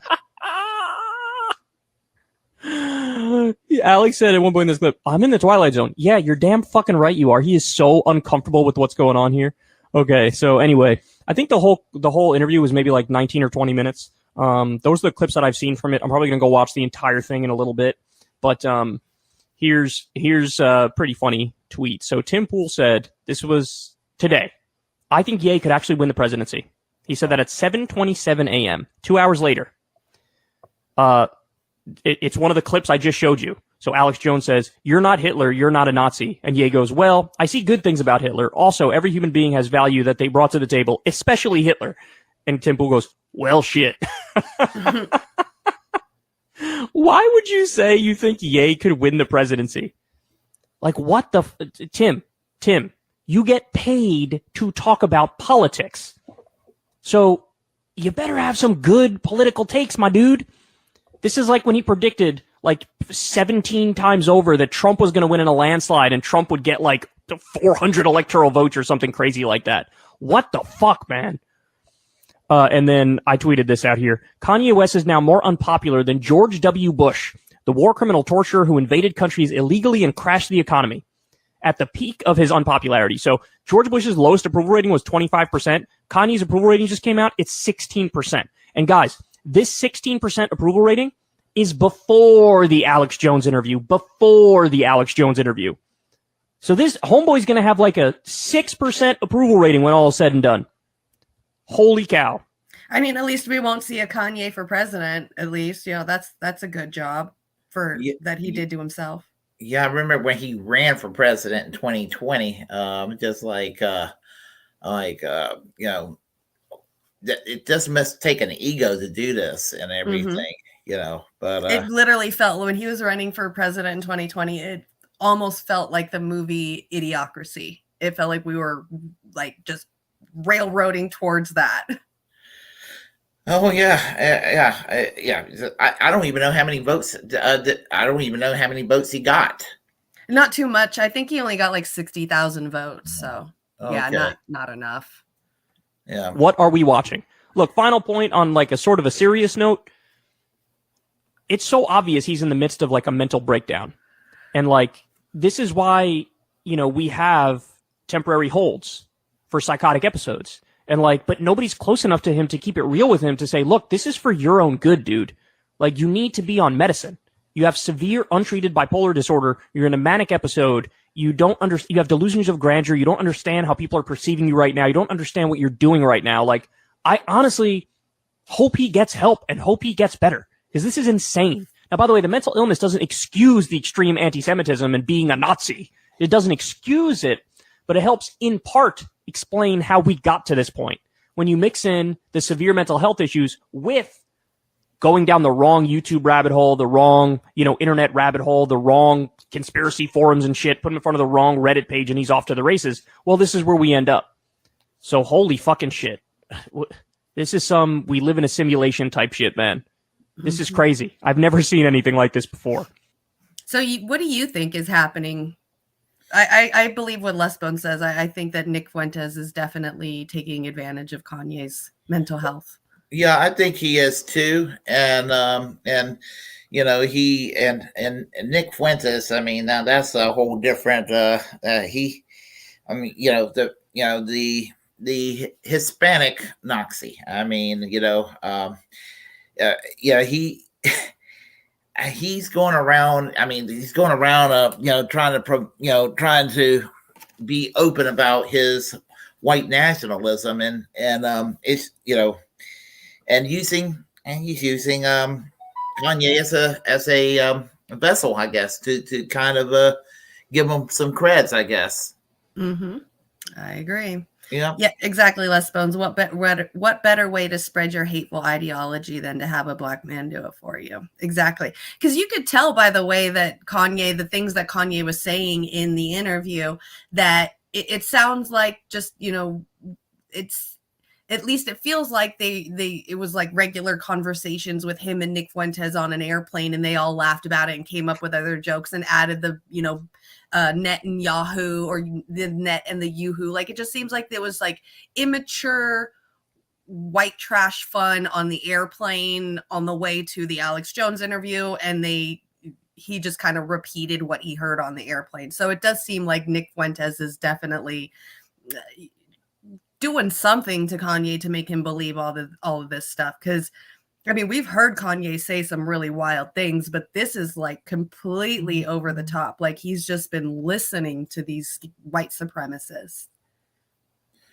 Yeah, it just to be a useful idiot for white supremacy, Yes. I mean, that's just, I mean, how in the world can he live with himself, Exactly. Good morning, Sherry. Good to see you. Thank you for stopping by. Hope you're having a wonderful week at work. I know it's only Monday. All right, so we can get on to the next one. So let's do the Twitter files one. So Richard Medhurst kind of did a really good job on talking and discussing all the different things that happened this weekend on Twitter. Elon had said something here. Let me remove this really quick. Elon had said something about releasing these files that he found about Twitter's company inside, holding back and removing and censoring any kind of news coverage or anyone talking on Twitter about the Biden laptop story. And Elon found those files and was going to release them. We all thought he was going to release them himself. We all waited for like an hour and a half, almost up to 2 hours. People were like, there was things on Twitter that was starting to trend, like, where's Elon? People were like saying on Twitter, like, please find Elon. We don't know if he's been suicided yet. There were people making memes about like Hillary Clinton on the phone saying, I've got an order to make at Elon's house. It was just really it was really, really funny to sit and watch and wait. Like, the whole waiting process was awesome. But when it finally came out, it was Matt Taibbi. And so what it seemed like, or what it looked like, is that Elon went to Matt Taibbi, who is a journalist, and had him release all of these Twitter files himself in a more organized journalistic way, instead of probably what Elon would have just been to drop all of it and say, here you guys go. So I kind of like the way that Matt Taibbi came about, because he put a little context to everything. So you kind of get a feel of what was going on in that information and all that, the read through. Mm-hmm. Do you have anything to say about it before we get it started? Well, just the whole thing with Twitter and all of that, since it's just been a clusterfuck since Elon Musk took over. It's a comedy show, but it's been kind of a clusterfuck, and it's also he's been inconsistent and all over the place. So on one hand, he brought Trump back on Twitter, which is, on a free speech grounds, is good morally speaking for free speech, but and it's good for the comedy. But on the other hand, he's being hypocritical for not putting Alex Jones back. But then he goes and kick people like Garland Nixon off of Twitter, which is pissing me off, because apparently free speech don't apply to lefties, but the right wing still get away with, we're for free speech, but they can go and kick, and persecute the left and accuse everybody on the left of being pro-censorship. And mm-hmm. That's what kills me. Mm-hmm. Have you ever been told that you're pro-censorship before? Yes, I have. It sucks. Yeah. That's a brutal one to hear. I hate. That's probably one of the hardest ones to hear as a lefty. Yeah. Okay. Here is the Richard Medhurst video about the Twitter files. The Twitter files. Basically what happened is Elon Musk bought Twitter, and he's released the documents, the internal emails and documents pertaining to the censorship of the Hunter Biden laptop story. So you guys remember that on the cusp of the 2020 election, just before Donald Trump and Joe Biden, went head to head, there was a story that appeared in the New York Post about how, Hunter Biden had all of these files on his laptop, and I'll admit I don't think the fact that he's on crack or his like nude photos should have been published. I don't think that's appropriate or relevant to journalism in any fashion. What was relevant, however, in those documents were things like Hunter Biden, so Joe Biden's son, basically pimping out his father's position to the highest bidder. He would basically sell influence. He would go to foreign companies and foreign businessmen and say, look, my father's the vice president with Obama, right? And he would use that and leverage that position in exchange for monetary and financial gain. So that's nepotism and it's corruption, right? So that is very pertinent and actually relevant to public interest and journalism. So that was the really important part. And what happened is Twitter, along with other social media companies, they censored the story. Now, you have to keep in mind that this is just before the election, so it's extremely relevant. People are about to vote for this guy, Joe Biden, and these documents are showing that his son was pimping out his position as vice president a few years earlier. So it's extremely relevant to the election. The timing is also important. And so what they did is they blocked the story. They said that this goes against our hacked materials. They made up some policy saying it was hacked. It was not hacked. It was not hacked. And that's something we're going to get into. So now we have the documents. Everybody knew that they're censoring it, and this is wrong. Now we have the documents to prove it. So what happened is Musk, he gave these documents to Matt Taibbi. I think he's also given them to Barry Weiss. Taibbi made a thread yesterday, a giant thread going through and providing screenshots of the internal Twitter emails. I'm going to go through them with you. Outsiders began petitioning Twitter staff, petitioning the company to manipulate speech as well. First a little, then more often, then constantly. Taibbi says here that by 2020, requests from connected actors to delete tweets were routine. One executive would write to another, quote, more to review from the Biden team, end quote. The reply would come back handled. So do you see this email here that they've published? This is the Biden team, Joe Biden's team, sending links, tweets to Twitter to delete and take down.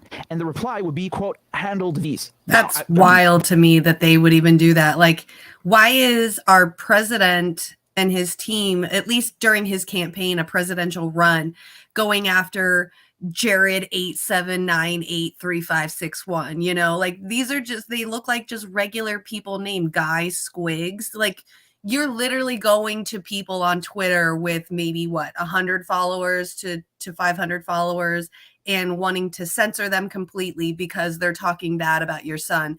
But during the 2016 presidential run, we found out everything about Trump, and the Democrats were loving on it. Well, that's very much true, and the thing I think that's part of the reason why we have this rattle sabering. We're saber rattling. I'm sorry, I had a saber rattling over there in thank you for in the Ukraine, because I think it's a way to kind of cover up the Hunter Biden situation, in my opinion, and also think, Hillary thinking is payback for Putin putting Trump in the White House in 2016. Just as George W. Bush was looking at Saddam Hussein when he became president and said, yeah, what you did to my dad is going to be payback time when the time comes. That's, on the world stage, people got scores to settle. Yep. Absolutely do. I'm pretty sure there's an entire Middle Eastern continent that hates America. Joe Biden's team sending links, tweets to Twitter to delete and take down. And the reply would be, quote, handled these. Wow. I mean, that is incredible. That is extraordinary. Joe Biden's team is not the only one, by the way. We'll get into that in a second. But Joe Biden's team, in this example, had a direct line to Twitter to tell them what to censor. So he goes on to say that celebrities and unknowns alike could be removed or reviewed at the behest of a political party. And he says that both parties had access to these tools. For instance, in 2020, requests from both the Trump White House and the Biden campaign were received and honored. However, the system was not balanced. It was based on contacts, because Twitter was and is overwhelmingly staffed by people of one political orientation. There were more channels, more ways to complain open to the left, Democrats, than the right. I appreciate the nuance. People think that Democrats are on the left. They are not left by any stretch of the imagination, by any measure. Nope. Thank you. Possible. They are absolutely right wing, and there's no discussion. Nevertheless, he points there's out no discussion. the fact that Democrats, thank you. Yes, right.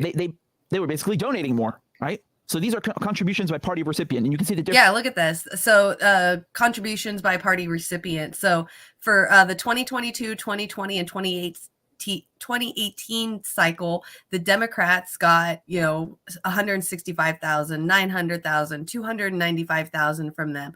But you look at the percentage, or for the Republicans, they got $451, 14,000, 11,000. So, out of 100% of the money that they gave, the Democrats got close up to 96 to 98%, and the Republicans only got 3% to under 1%. So it just goes to show that, Twitter was definitely Democrat loving for sure. Difference between Democrats and Republicans. I mean, look at that. It's overwhelmingly Democrat. He basically saying that, yes, both parties were using these tools, but Twitter was more inclined to accommodate and oblige requests that, originated from Democrats. Now we get to the Hunter Biden laptop story. So he tells you what I just told you, that on October 14th, 2020, the New York Post published Biden's secret emails. So this is, just 3 weeks before the election. Twitter took extraordinary steps to suppress the story, writes Taibbi, removing links and posting warnings that it may be quote unquote unsafe. They even blocked its transmission via direct message. So do you understand? Like, it wasn't just about tweeting the link. You could not even send it privately in a DM and a direct message to somebody else on Twitter. This is something extraordinary. It was reserved, up until this point, only for child pornography. So do you see what they're equating the story with? That's crazy. Taibbi says White House spokeswoman Kayleigh McEnany was locked out of her account for tweeting about the story, prompting a furious letter from Trump campaign staffer Mike Hahn, who ceased, quote, at least pretend to care for the next 20 days. This led public policy executive Carolyn Strom to send out a polite what the fuck query. Several employees noted that there was tension between the comms, the communications, and policy teams who had little and less control over moderation, and the safety and trust teams. Strom's note returned to the answer that the laptop story had been removed for violation of the company's hacked materials policy. Okay, so that's what I just told you, right? They said, oh, these are hacked. That doesn't make any sense, because in journalism, whether you were handed the documents by Deep Throat in a shady unlit tunnel, or a fucking alien came down in a UFO and handed you the documents, or somebody hacked them and then gave them to you, is irrelevant. If the documents are important and they pertain to public interest, then you should publish them, because they have something that of substance, right? Now, if you hack them yourself, that's different. That's a different story. But we're not getting into that. These were not even hacked. Hunter Biden had given his own laptop to a repair shop, and somehow those documents on his laptop ended up in the hands of the New York Post. I highly doubt that the New York Post runs a laptop repair shop and that they extracted the emails. So although several sources recalled hearing about a quote unquote general warning from federal law enforcement that summer about possible foreign hacks, there's no evidence that I have seen of any government involvement in the laptop story. Do you see this tweet that I just read to you, number 22? You're going to see this tweet a lot on Twitter in the last 24 hours, being shared by liberals, by neoliberals, by Democratic Party affiliates. And they're sharing this tweet in conjunction with another tweet from Elon Musk, okay? And they're basically saying that there was no government involvement. Twitter acting by itself to suppress free speech is not a First Amendment violation, but acting under orders from the government to suppress free speech with no judicial review is. Okay? So they're putting these two tweets side by side from Elon Musk and Matt Taibbi, and they're saying, oh, you see the contradiction? Matt Taibbi said there was no government involvement. So where's the violation? It was just Twitter acting on its own to take down the story. It's not the government who told Twitter. That's their argument. These fucking morons are so incompetent and illiterate and can't read and understand and comprehend basic English that they, this whole point is completely going over their heads.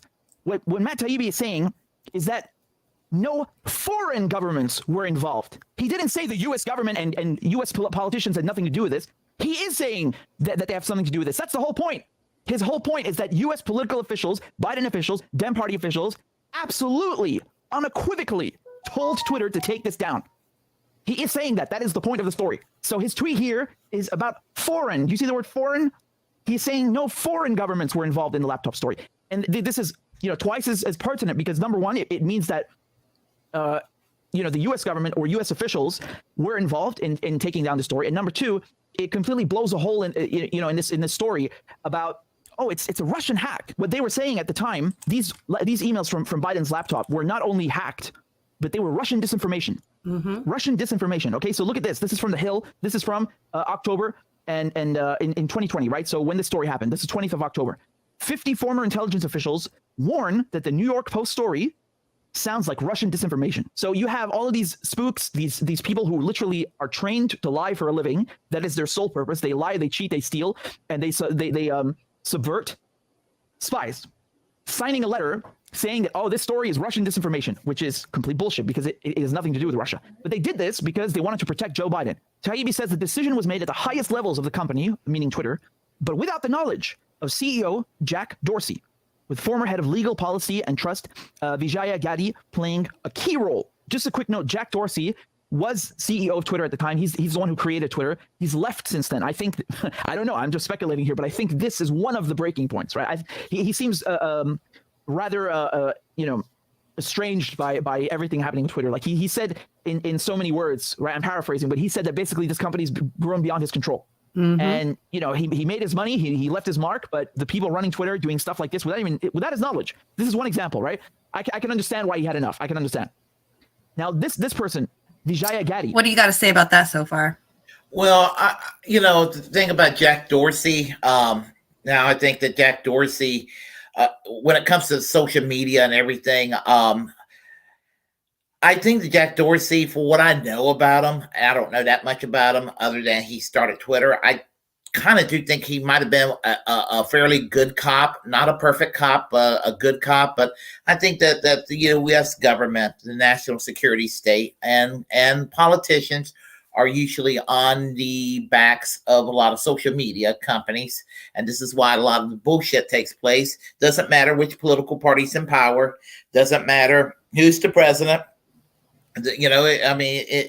Everybody's got a narrative, a partisan agenda, and so they're going to be on the backs of these people. And not that they're perfect, but I think everybody wants to say, liberals or socialist Silicon Valley. No such a thing. But so I always get angry that people act like that there's like a red carpet for lefties out there on social media and the media in general when there really isn't. Anyway, that's just my say.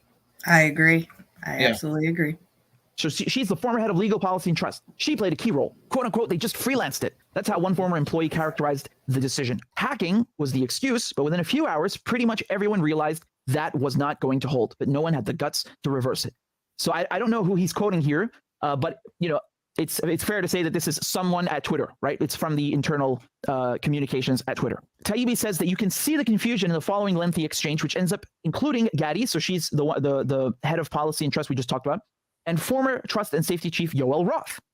Communications official Trenton Kennedy writes, quote, I'm struggling to understand the policy basis for marking this as unsafe.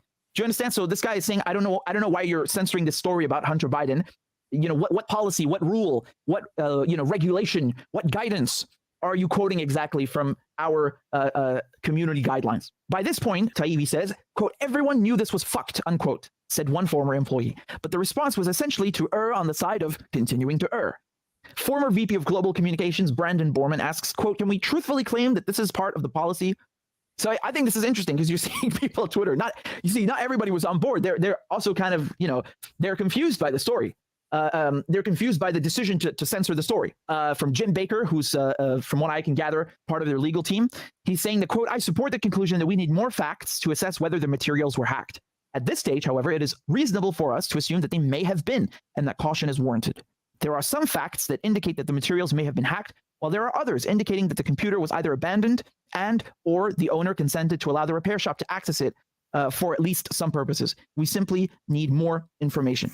There are many to me, it always, when they say like Russian hacked, man, it just seems like that continuation of like the Red Scare, anti-communist, and now it's the Democrats doing the whole, it's all Russia to bring back the Red Scare so they can get people afraid, so they can get the regular people to vote what they want them to vote and do what they want them to do. It's like that fear-based listening kind of thing. And it just seems it's been going on for so long. Like we've been anti-communist like for over 100 years, and then we got the Red Scare, and now we've got the Russiagate stuff. It's like we've been like bagging on Russia for so fucking long, and people just don't ever remember or think about what we've done to Russia over our history and are still doing to them. Like, what did the people of Russia ever do to us for us to sit here and treat them like that? That's, to me, it seems fucked up. Yeah, old-fashioned Russian derangement syndrome is basically especially since 2016. I mean,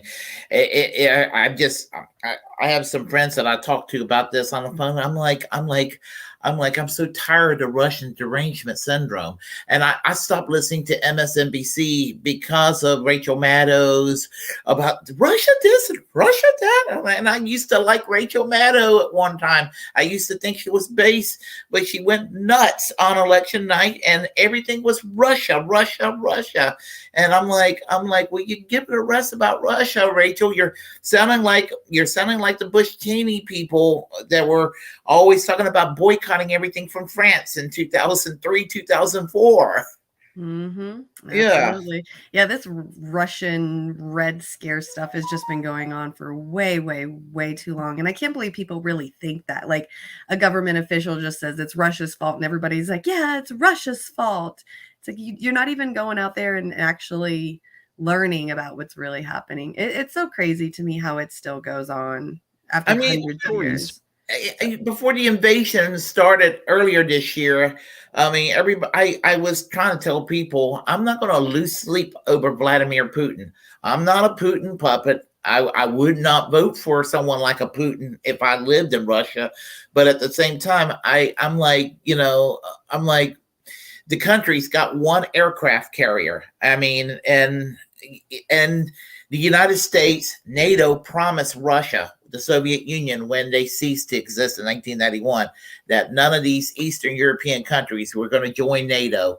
And it was understandable at the time that was a reasonable demand. So they acquiesced and said, okay, we're not going to allow these countries to join NATO.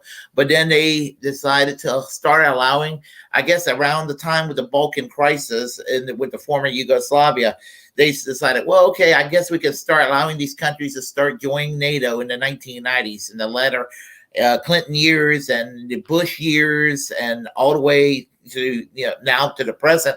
You're having all these countries, and even having Finland and Sweden joining NATO several months ago broke my heart. Mm-hmm. Same. And I remember there was a time when there was a lot of lefties that thought that NATO was a horrible thing. And now I'm hearing a lot of pro-NATO people who are, they've always been like liberals who were pro-NATO, but I'm just like, people who at one time were like against NATO are now going rah, rah, rah for NATO. And I'm like, no, I think NATO is problematic. I mean, and I'm in nobody's side between Ukraine and Russia, but I'm only on the side of the victims in both countries. Mm-hmm. Absolutely, I agree. Yeah. And then you got those NAFO guys running around on Twitter too, acting fools. It's wild. Oh yeah, they're obnoxious. They are. They're crazy. Yeah. Their materials were hacked. And I can guarantee you, I promise you, Twitter does not give a shit. In this case, because Daddy's little Hunter Biden was, again, I don't care about him smoking crack. I don't care about him being with prostitutes. That's his personal business. But the corruption, pimping out his father's position, that's extraordinarily and extremely relevant. That everybody should care about that. Mm-hmm. That is our business, right? That stuff is relevant because his father is running to become the president of the United States. He succeeded in becoming the president of the United States. It's one of the highest offices you can hold on the planet. So how the fuck is that not in the public interest? It is one of the most pertinent stories. So, them making the effort to err on the side of caution is so funny to me, right? They suddenly care, right? So Taibbi continues, a fundamental problem with tech companies and content moderation. Many people in charge of speech either know or care little about speech and have to be told the basics by outsiders. Here's an example, to wit. In one humorous exchange on day one, Democratic Congressman Ro Khanna reaches out to Gaddy to gently suggest that she hop on the phone to talk about the quote-unquote backlash regarding speech. Khanna was the only Democratic official that Taibbi could find in the files who expressed concern. This is pretty interesting. Okay, so here you guys know Ro Khanna, all right? So he's he calls himself the congressman for Silicon Valley. He is, because it's in his constituency. And so this guy actually giving a crap is really interesting. So Gaddy replies quickly to Ro Khanna, immediately diving onto the weeds of Twitter policy, unaware that Khanna is more worried about the Bill of Rights. She says, "Hi, Congressman Khanna. Thank you for reaching out, and we appreciate the heads up. We put out a clarifying thread of tweets earlier this evening to explain our policy around the posting of private information and linking directly to hack materials. The press secretary's account was not permanently suspended. We requested that she delete the tweet containing material that is in violation of our rules, and her account is restricted until she complies. I'd be happy to jump on the phone if helpful. My team in DC, Jessica and Lauren, are copied here and also available to discuss. So here's Kana's response. Hope you're well, Vijaya, but this seems a violation of the First Amendment principles. If there is a hack of classified information or other information that could expose a serious war crime, and the New York Times was to publish it, I think the New York Times should have that right. A journalist should not be held accountable for the illegal actions of the source unless they actively aided the hack. So to restrict the distribution of that material, especially regarding a presidential candidate, seems not in the keeping of the principles of New York Times versus Sullivan. I say this as a total Biden partisan, right? That's so funny. So that's Ro Khanna. He says, I say this as a total Biden partisan and convinced that he didn't do anything wrong. But the story now has become more about censorship than relatively innocuous emails, and it's become a bigger deal than it would have been. It also is now leading to serious It absolutely should have been because they censored it. I'm sorry, like other than the nepotism of him being able to make so much money in another country because his dad was vice president, the rest of the pictures were okay. Like he was saying, him hanging out with prostitutes, him doing drugs. Like if anything, that made him look more based. You know, he was just a regular, typical ass dude, just like all the rest of us. You know, we all have done drugs, we all have done stupid stuff, and we all have pictures out there somewhere, you know, of us, especially the younger generation has tons of embarrassing things. So I think if anything, that part didn't do it. It's the whole nepotism of him working while his father was vice president. But like, even like what Sherry says right here, we become so corrupt that we barely recognize what should be seen as obvious corruption. And that's because, you know, if it's not been nepotism, at least in my lifetime in politics, it's been nepotism even longer. I've just been noticing, at least since the time that I really started paying attention, if it's not like family nepotism, it's friendly nepotism as well. I mean, look at who's been the presidents, you know, since the 90s. You have Bill Clinton, right? With Hillary Clinton or you had Bill Clinton and then Hillary Clinton as his wife. And then you had, first you had Bush, then you had Clinton, then you had Bush again. So there's the nepotism with the Bush family. And then you had Obama, but Obama put Hillary Clinton in as his Secretary of State. So there's the friend nepotism part. And then also where he had Biden as his vice president. So just keep that in mind. Then you had, you know, Trump coming in and bringing all of his family in. So there's that nepotism. And then now Biden is our president, which seems more like a friend type nepotism with Obama, you know, having Obama as your friend. So it just, this whole like nepotism, scandalous stuff has been going on for so long. And it seems like it's just so much that nobody even really like paid attention to, you know, what Hunter Biden was doing out there. Was it Ukraine that he was making a buttload of money in the company? Yeah, there was it was an energy company sitting on a board. And I think I forgot how much money he was making each day just sitting on the board of a privatized energy company. Yep, like tens of thousands a day just for doing Something that. like that. I think it was like less than 100,000. That's still a lot of money. Exactly. And that's what we see, you know, everywhere we go, even in our politics. It's all either family nepotism or friendly nepotism. So curtail Section 230, many of which would have been a mistake. I believe Twitter itself should curtail what it recommends or puts in trending news, and your policy against QAnon groups is all good. It's a hard balance. But in the heat of a presidential campaign, restricting dissemination of newspaper articles, even if New York Post... I did not see that, Velvet. I did not see that at all. That would be disgusting. I don't want to put it up because, oh, fuck it. I have not seen that part. No, I did not see any of that. I just saw, like, you know, the pictures of him in his underwear with, like, alcohol in his hand, you know, or a crack pipe in his mouth, things like that. I haven't seen any of that bad stuff yet. No. That's scary. All right. Seems like it will invite more backlash than it will do good. Please keep this communication between just us and Jack. No need to CC, whatever. So, you know, Ro Khanna, as a, you know, total Biden partisan, like he says, even this guy is saying, what the fuck are you guys doing? You can't do this. This is a free speech or it's a First Amendment violation, right? And he gives a great example. I thought that was a really good example, what he just said, right? That was very honestly, man, I have a lot of disagreements with the guy, but I have to respect the point that he made here because nobody else made it, right? And I was kind of surprised. I was pleasantly surprised to see him making this very very relevant point that the journalist should not be punished for the actions of the source. Here's Matt Taibbi. He continues and says that within a day, the head of public policy, Lauren Culbertson, receives a ghastly letter/report from Carl Szabo of the research firm NetChoice, which had already polled 12 members of Congress, 9 Republicans and 3 Democrats from the House Judiciary Committee to Representative Judy Chu's office. So here's the email that they sent to Twitter. So yesterday, NetChoice's Chris Marchese met informally with 9 Republicans and 3 Democratic House staffers to gather intel about Facebook and Twitter and the New York Post story. The staffers hail from the House Judiciary Committee to Judy Chu's office. Yeah, here's the next one. So NetChoice lets Twitter know that a quote-unquote bloodbath awaits in upcoming Hill hearings, with members saying it's a tipping point, complaining tech has grown so big that they can't even regulate themselves. So government may need to intervene. So do you see what? Let me just translate what that was. Basically, these guys went and spoke with 9 Republicans, 3 Democrats, and they said to Twitter that they are furious, okay? And that there may be incoming or impending regulation on Twitter because they can't govern themselves, and they've become too big. So the Democrats, meanwhile, complained that the companies are inept. They let conservatives muddy the water and make the Biden campaign look corrupt, even though Biden is innocent. They linked this to Hillary Clinton's email scandal. She did nothing wrong, but because the press wouldn't let the story go, it became a scandal far out of proportion.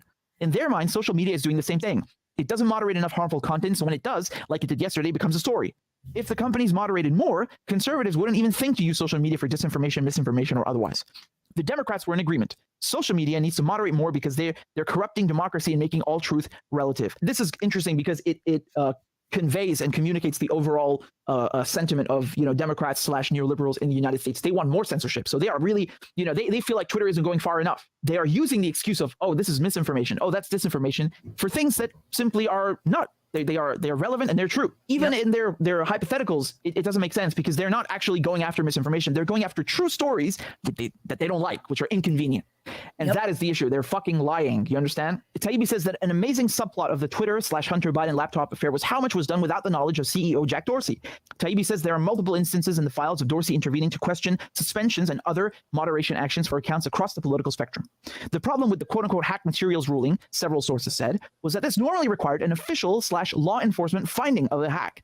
But such a finding never appears throughout what one executive described as a whirlwind 24-hour company-wide mess. I was listening to Elon Musk speaking earlier. He said that he hasn't read them, which, yeah, I mean, I don't find that too hard to believe. Did you watch or listen to the Twitter space that was on the other day with Elon and what was that one Russian hacker dude that Kim.com, I believe, was on there? Did you listen to any of that?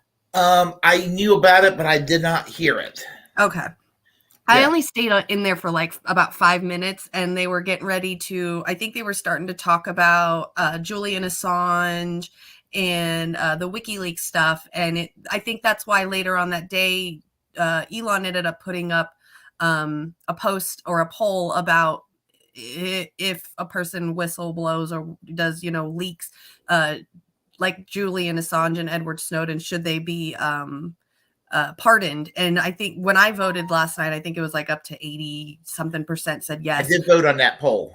Okay. So in when I was in there and listening to the spaces on Twitter, that's what they were talking about. And it almost seemed to me like Elon didn't know shit about what's going on.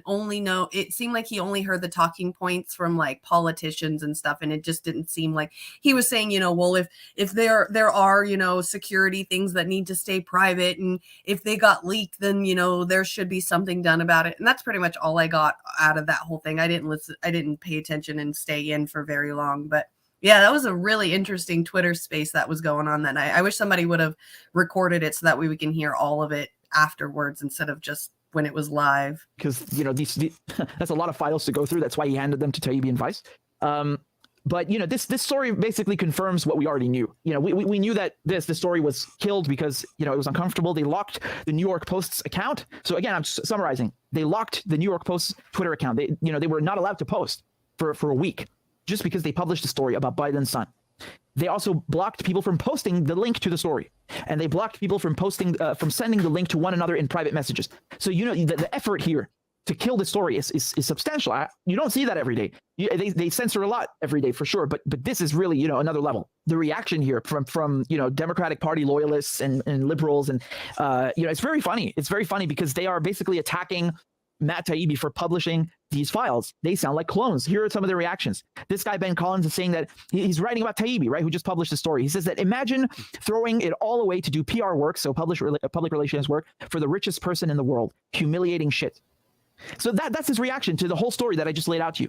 Isn't that childish? What a fucking loser you are. Why don't you address the content of the story? Why do these people always attack journalists instead of focusing on the story? You know why? Because they're cowards. Because they're fucking brain dead morons who can't talk, who can't debate, who can't comprehend, who can't do any sort of critical thinking whatsoever. They're so fucking primitive and stupid. They can't understand anything. So all they do is, let's insult this guy. Let's insult this guy. No. Right, which is what I was just saying. Like, they do the same exact thing to Edward Snowden. They did this thing. They're doing this exact same thing to Julian Assange, to Chelsea Manning. They did the same thing to John Kiriakou. This is what they do to whistleblowers. They don't care what the substance is because it's against them, and they go after the actual journalists themselves. Like what they did with Matt Taibbi, calling it a PR stunt and working for the richest guy. Like, these people are just doing the work. This is something that we should know about. Why is it all of a sudden they're the bad guys? Why do we do that to people who leak important information? Well, what's really interesting? I was listening to, I'm not a fan of Vosh, but I was listening to Vosh about 7-8 months ago. And he's like inconsistent because on one hand, he's correct to defend Ed Snowden, obviously Ed Snowden, but he wants to throw Julian Assange under the bus because he says the people who are champions for Julian Assange has a hate boner for Hillary Clinton. And I'm like, yeah, I don't like Hillary Clinton, but it has nothing to do with my support for Julian Assange. But then again, she wanted to go drone strike Julian Assange. Yep, sure did. This is how we treat journalists, instead of worrying about it. I love how Richard Medhurst say. He says it really well and eloquently, even with the words "you're stupid" in there. He says it a lot better. It's absolutely true how we treat journalists, and it's wrong. Forewarning, I'm gonna have a little bit of noise in the background. My husband is making some eggs, so just letting you guys know, you might hear some from the eggs cooking. Focus. I don't care if Taibbi published this or fucking Whoopi Goldberg. I want you to focus on the content. Do you have a response to this? To people at the Biden team telling Twitter to censor a story about Hunter Biden? What's your response to that? Nothing. That's it. You're just going to throw your fucking shit like a monkey? Here's the next one. Chris Hayes, MSNBC. He says, watching some of the most famous, most powerful, and richest men red pill themselves into disaster. Pretty wild. And here we have Mehdi Hassan. He says, imagine volunteering to do online PR work for the world's richest man on a Friday night in service of nakedly and cynically right-wing narratives and then pretending you're speaking truth to power. Come on, Mehdi. You know better than that. Do I sound right-wing to you? I'm as left as they get. This has nothing to do with that. You know what's going on here and you're distracting it. They always use this phrase, PR work for the world's richest man. No, it's not, man. It's a relevant story about, the Biden campaign meddling in an election. This is what's so funny to me. They yelled for years about, Donald Trump, and fuck Donald Trump. They yelled about Trump. He interfered in the election, right? There was election meddling. He colluded with Russia. And they got all, for 4 years, this shit constantly. And when it came time for Biden to run, they had no problem meddling in the election. By the way, in 2016, they also meddled by, burning Bernie. And now, they in 2020, they wanted to influence public opinion by killing the story. How is that not meddling in an election? That is, come on, man. You basically proved that there's no free speech, there's no free press, and you showed how much unbalanced and just grotesque the power centers are, and the amount of power that Twitter and Facebook possess. Because by the way, this was not just Twitter. Facebook were also censoring the story. Okay, so there was I hate this word because they watered it down, but the collusion between big tech and government and officials and politicians in the U.S. to kill a story. That is an attack on the press. It's an attack on the First Amendment. It's an attack on all of these values that the United States, loves to like show off about and beat other countries over the head with. We are a democracy. You're a dictatorship. You don't have a free press. Fuck you. We're going to bomb you. Look, hey man, go fix this before you deal with other people's problems. Yeah. Hear more of these people insulting Matt. Look, they say watching Matt's unbelievable fall into lazy, reactionary commentator and now PR hand for the world's richest man as the president. Here we go again with these same phrases. Why are they copying and pasting each other's tweets? They keep saying PR and world's richest man. Because that's all they know. That's all they can come out with. That's what they do. They rinse and repeat talking points. That's their job. Don't we know this already? Calling Goldman Sachs a quote-unquote vampire squid to giving free PR to the world's richest billionaire. Man, what a career journey. He basically, you removed man and put it in the next sentence of billionaire instead. It's the same thing, man. Oh my God. This guy over here, he said first, this thread should be taught in journalism school as evidence of the importance of editors. And then underneath he says, editors are great not just because they make your work sharper, but because you can ask them things like, quote, hey, should I be doing PR work for the richest man on the planet? And they'll say, nah. You are so childish, man. You are so jealous and green with envy. You are so stupid. You're a bitch. You are a bitch. You have no response to any of this. You are such a coward. Here's another one. Matt Taibbi, what a sad, disgraceful downfall. I swear, kids, he did good work back in the day. Should be a cautionary tale for everyone. Selling your soul for the richest white nationalists on earth. Well, he'll eat well for the rest of his life, I guess, but is it worth it? I'm not going to read all these to you. They're so pathetic. It's the same. It's literally the same tweet over and over and over and over. I mean, it's ridiculous. Like if you didn't know anything about this, you would just look at that and say, this is, it's a concerted effort. These people worked in coordination to post the same goddamn thing. The messaging is identical. And I want to make another point clear. I think Taibbi himself raised this. All of these people that are insulting him for quote unquote, working for the world's richest man. How much do you want to bet that these fuckers, and a lot of them do, they have, anonymous sources in the White House, in the FBI, in the CIA. They constantly do PR work for the most powerful centers on the planet, right? So that's big business. So whether it's big tech or big pharma, it doesn't matter. So big business, Wall Street, the intelligence agencies, they constantly do PR for those power centers. They don't find a problem with that. And now because he said something that exposed them as fucking hacks and frauds and people who don't actually care about free speech, who don't actually care about free journalism, which we knew that already. They're mad at him. That's why. Both Democrats and Republicans have this access, right? Like, let's just remember that. I know the focus of this story is specifically on Biden and Democratic officials. That's fine, and it's important because he did that to boost his campaign. But you should still remember one of the tweets that Taibbi posted. He said that both parties have access to this tool, and yes, it's uneven in terms of how many requests Twitter accommodate. Sure, but still. That it exists, right? Both of these parties have access to this tool, have a direct line to Twitter. Another thing I would raise, this is also a story from Glenn Greenwald a few years ago in 2016. He published a story about how Israel has also a direct line to Facebook, and it tells Facebook what to take down. Guess what? They take down shit that is unfavorable to Zionism. So they tell Facebook to go take down posts from Palestinians or pro-Palestinian voices. Yeah. Another story that I would bring to your attention a few months ago, the Department of Homeland Security, the DHS, which was a tool created by George Bush. But every president since Bush doesn't have a problem with it and keeps it.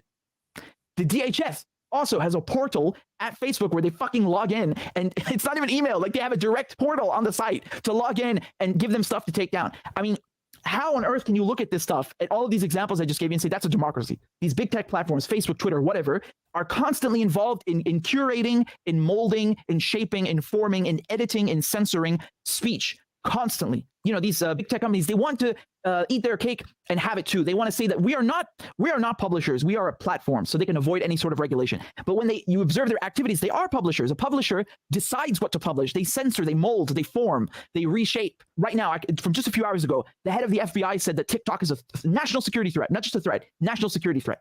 Why would he say that about TikTok? He doesn't like people dancing and dubbing videos or something. I'll tell you why I said that, because TikTok is a Chinese company. Yep. Right. And it's so funny to me because they'll suddenly say, oh, China's like, they're hacking your data and they're mining your data and giving it to the Communist Party. Yeah, what? Like the NSA doesn't do that? They don't like other companies having any sort of market share in terms of Silicon Valley. They want big tech, the entire sector of big tech, from manufacturers of chips, from Intel and AMD to tech platforms and social media platforms like Facebook. All of this must be American and dominated by American companies. Okay, so. Yep. If a Chinese company has lots of success, as TikTok did, what happened? Trump banned it and said, if you don't sell to Microsoft, we are banning you. I never want to hear again about, there's no free speech in this country. Oh, they're so repressive in that country. Get the fuck out, man. Oh, there's no free elections in Venezuela. Go fuck yourself. You think there are free elections in the U.S.? What is this, man? Right. There are more free elections in Venezuela than there is in the United States. They got more parties in their parliament. They got freer speech than we do, believe it or not. Absolutely. Yep. And Les Bones makes a good point too. Yeah. Les Bones makes a good point too right here. People really showing themselves calling Taibbi a fake right-wing journalist because he dared to reveal the Democrats actually meddled in the elections. Yeah, this whole thing about TikTok and everything, it was a good point about that. It's like, yeah, okay, China's got our information as if, that's supposed to make us scared, and we're not supposed to be scared when the United States government taps into our information, and frankly, they are. And I'm going to tell you, my dad had to, when my dad was here several months ago, he had to check something online, and he found out that he's being investigated. He's being investigated, and he's not scared when he was saying that.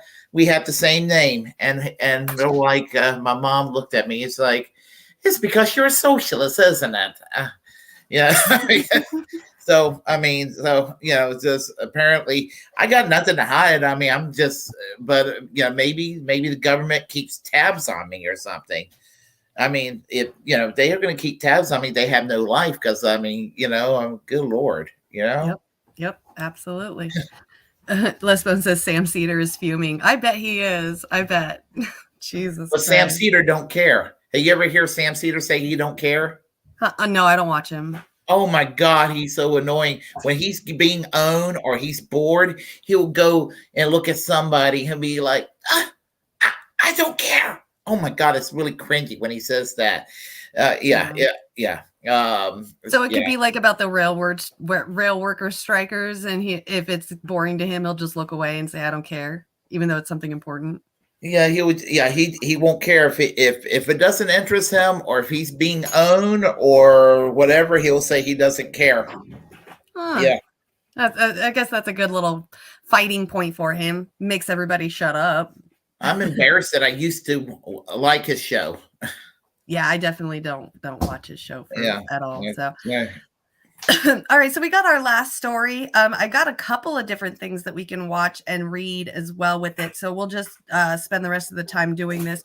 Somebody on Twitter posted this on the 29th of November about the rail workers. So he says, rail workers, they want a single day of sick leave, please. And then this is the CNN coverage of the rail workers. A rail strike is one of the most disruptive and expensive things that can happen to an economy. A rail shutdown or strike would disrupt supply chains. A strike means food prices could skyrocket. Many experts are saying would be an economic catastrophe. That could mean a big shortage and massive price hikes. Even gas prices could increase. And it also could cost the economy $1 billion within the first week. That would cripple the economy. I'm not setting aside the concerns of your members, but are you and your members willing to stop the rails, in effect, and accept those costs to the U.S. economy? Do you believe a strike is worth it if it cripples the U.S. economy and costs up to $2 billion a day? More than $2 billion per day. Is it worth it?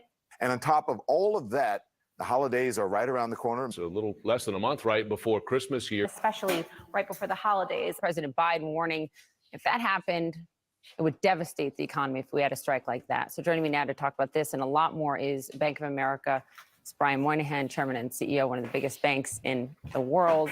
So that's mainstream media coverage right there. So rail workers just want a sick day of leave, which I think they've been fighting for paid sick leave and higher wages since like the 1800s, and they still haven't gotten anything to support that whatsoever. And so they're finally, talking about strikes. They're unionizing. They're fighting back, and all they're wanting is just a couple of paid sick leave days, which Congress and the Senate and everybody else in office gets as many as they want, unlimited amount. But the rail workers, who are supposed to be, to me, I thought it was a privatized company, is being forced to do this. And this is all that CNN and the mainstream media care about, is how much it's going to cost to us, and how much money is not going to be made for the CEO every day that the rail workers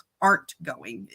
They're totally just like licking the boots of CEOs in these mainstream media videos, to me at least, it seems. What's really amazing is how they're vilifying the unions, and when maybe they need to realize that maybe if these workers get their sick leave, maybe they can go back to work, and it won't cost the economy billions per day. And to not vilify the workers, they're not asking for a whole lot. What they're asking for is sick leave, and honestly, we should have universal sick leave for every workplace in this country anyway. Mm-hmm.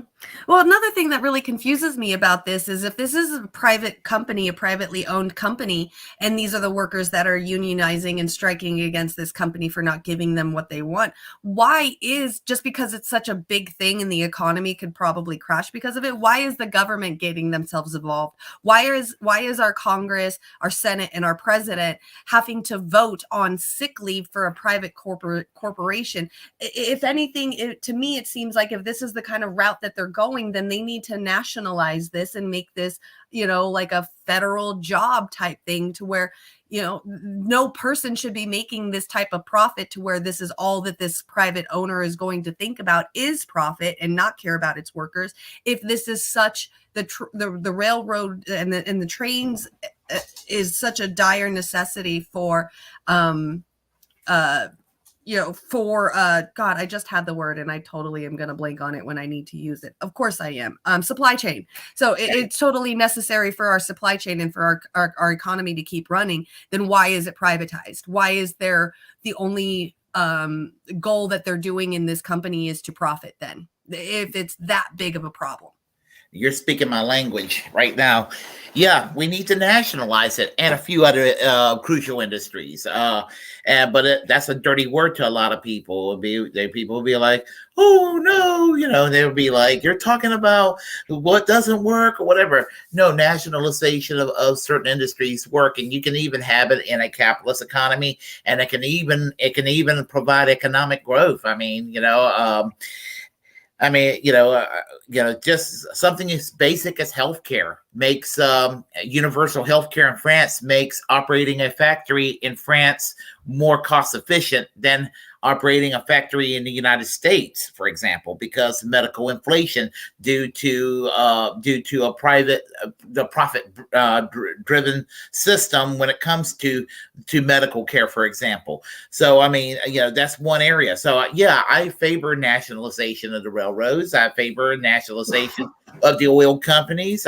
I'll go beyond Medicare for all, and we'll have a full-blown national health service like they have in the UK. Serious nationalization of various industries would be the solution. Mm-hmm. Absolutely. And then they might be able to get their paid sick leave, which they deserve anyways. Exactly. It saved Britain after World War II. That's nationalization of key sectors of the economy, upgraded the British economy, and actually created the British middle class in the 1950s. Yep, absolutely. Yeah. And then this is the article that you sent me this morning. So we will read this and then watch another video. Sherry says, if their work is so important, why the hell don't we honor their rights to a livable world? That's why, like you were saying, the national healthcare needs to be nationalized, because if these CEOs want to make good profit, then they need healthy employees. So if you really need us to be healthy to be able to work for us, then you need to medically take care of us for free if you want us to work for you. Yeah, absolutely. I from the very early days, as long as I known the concept, I always thought it made sense to have some kind of a national healthcare system in this country. Mm-hmm. Absolutely. Yeah. Okay, so here's the this is about AOC and the squad actually betraying the rail workers. So when AOC, this is actually the most recent news that I have for it. So when AOC and other members of the squad were first elected, most of them did identify as Democratic Socialists. In the first year after Biden took office, the Democrats were in control of all three branches of government. Squad members abandoned the first two of these commitments. First, refusing to force the vote on Medicare for all, and then rejecting any sort of fight for 15 minimum wage. Now, the third of these promises has been utterly shattered as all but one of the squad members crossed the picket line and voted with a majority of both Democrats and Republicans in Congress to break the rail workers' strike. like I said earlier, why is the government even involved in this? This has nothing to do with them. Absolutely. Cutting off those workers' rights to legally withdraw their labor. In doing so, they took a clear side with the billionaire railroad bosses against rail workers who have suffered intolerable conditions over decades. This is a profound betrayal of working class people. Years of negotiation between 12 unions representing 115,000 rail workers, railroad workers, and the handful of corporations that control 90% of the freight rail traffic, as well as the tracks that carry most passenger trains, have now been brought to a screeching halt under the leadership of a Democratic president who describes himself as pro-labor, along with the left of his party. The Squad and Congressional Progressive Caucus, including Representative Pramila Jayapal, attempted to give themselves left cover by voting for a second bill that included the rail workers' key demand for paid sick leave alongside the primary legislation to kill the strike.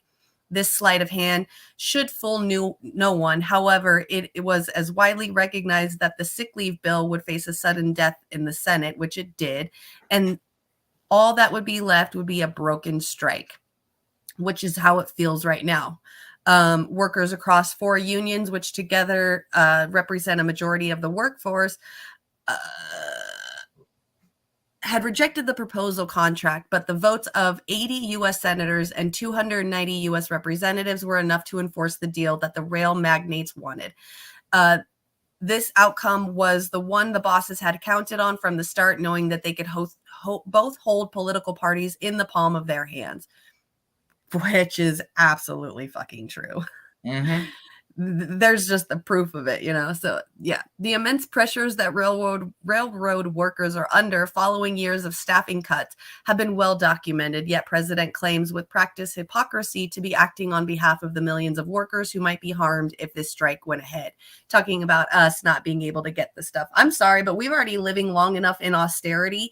I'm pretty sure that just so these guys can get, they're the holders of our economy. They are literally what makes our economy run. If we don't allow them to get what they want, we should allow them to, as normal citizens, we should be supporting them striking, because this is the only time, at least in my lifetime, where I'm willing to deal with a set of austerity to benefit society. Well, with the COVID crisis that happened, as things were getting back to normal, there were people not going back to work, and because there was still some stimulus checks, some unemployment checks coming in. And so you have people saying, well, people just don't want to work anymore. And I'm like, no, what people got tired of is going to work, being treated like shit. And they're like, if they're making more money drawing unemployment, I don't blame them. And it's a quiet general strike. They're not doing it for ideological reasons, but in some sectors of the economy, it did kind of drive some wages up unintentionally. And I was glad to see it happen. So any inconvenience that I endured, I was like, well, it actually drove some of these wages up in certain sectors, and I didn't have a problem with that. So I look at it this way: if these rail workers walked off the job and it costs us $2 billion a day, well, it's not the fault of the rail workers. Nope. It's not their fault. I mean, the rail barons. Exactly. Yeah, and that's how I see it. And to have these progressive politicians give us the song and dance on how they're going to represent us and cause a ruckus and change things around, and then they coalesce around and get in line behind the problem that they claim that they were going to fight against is really disconcerting. And how can it be where you have Ted Cruz vote in favor of a Bernie Sanders bill, which would give sick leave to these rail workers, but in contrast, you have AOC in the U.S. House voting to the right of Ted Cruz in the U.S. Senate? And if that is not just insanity right there. I mean, and I have been very disappointed with her since forced to vote, and have been losing my patience months by months by months. And I got to the point where I'm just like totally wash my hands from AOC. I don't even critically support her anymore. I'm just tired of her shenanigans. Well, if anything, this railroad strike vote it should prove to anybody that's at least paying attention to at least similarize this situation with the force the vote. Like, we didn't get any of the force the vote, so we didn't get to see what they would vote for when it came to literally benefiting society. So I kind of look at this whole railroad strike vote, my own, like a new, different, but still the same kind of version of force the vote of, okay, you guys have this opportunity to show whose side are you really on, and you guys have kind of showed the sides that you're really on, and it goes to show that what they would have done for force the vote. Well, force the vote works, and the right to the two sections of the American right in politics prove that force the vote works. Kirsten Sinema of Arizona and Joe Manchin of West Virginia kind of used force the vote to destroy Build Back Better. Yeah, they used force the vote to do that, along with some other corporate Democrats.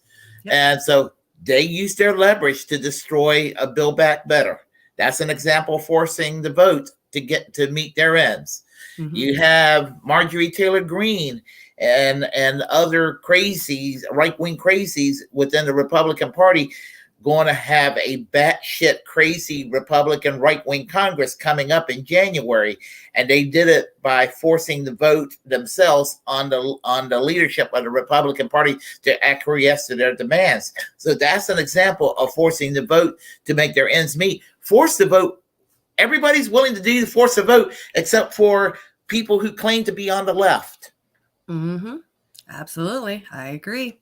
And you can never be convinced. I don't mean you, but somebody can never convince me that force the vote doesn't work. They were just the squad were just too cowardly, and I felt bad.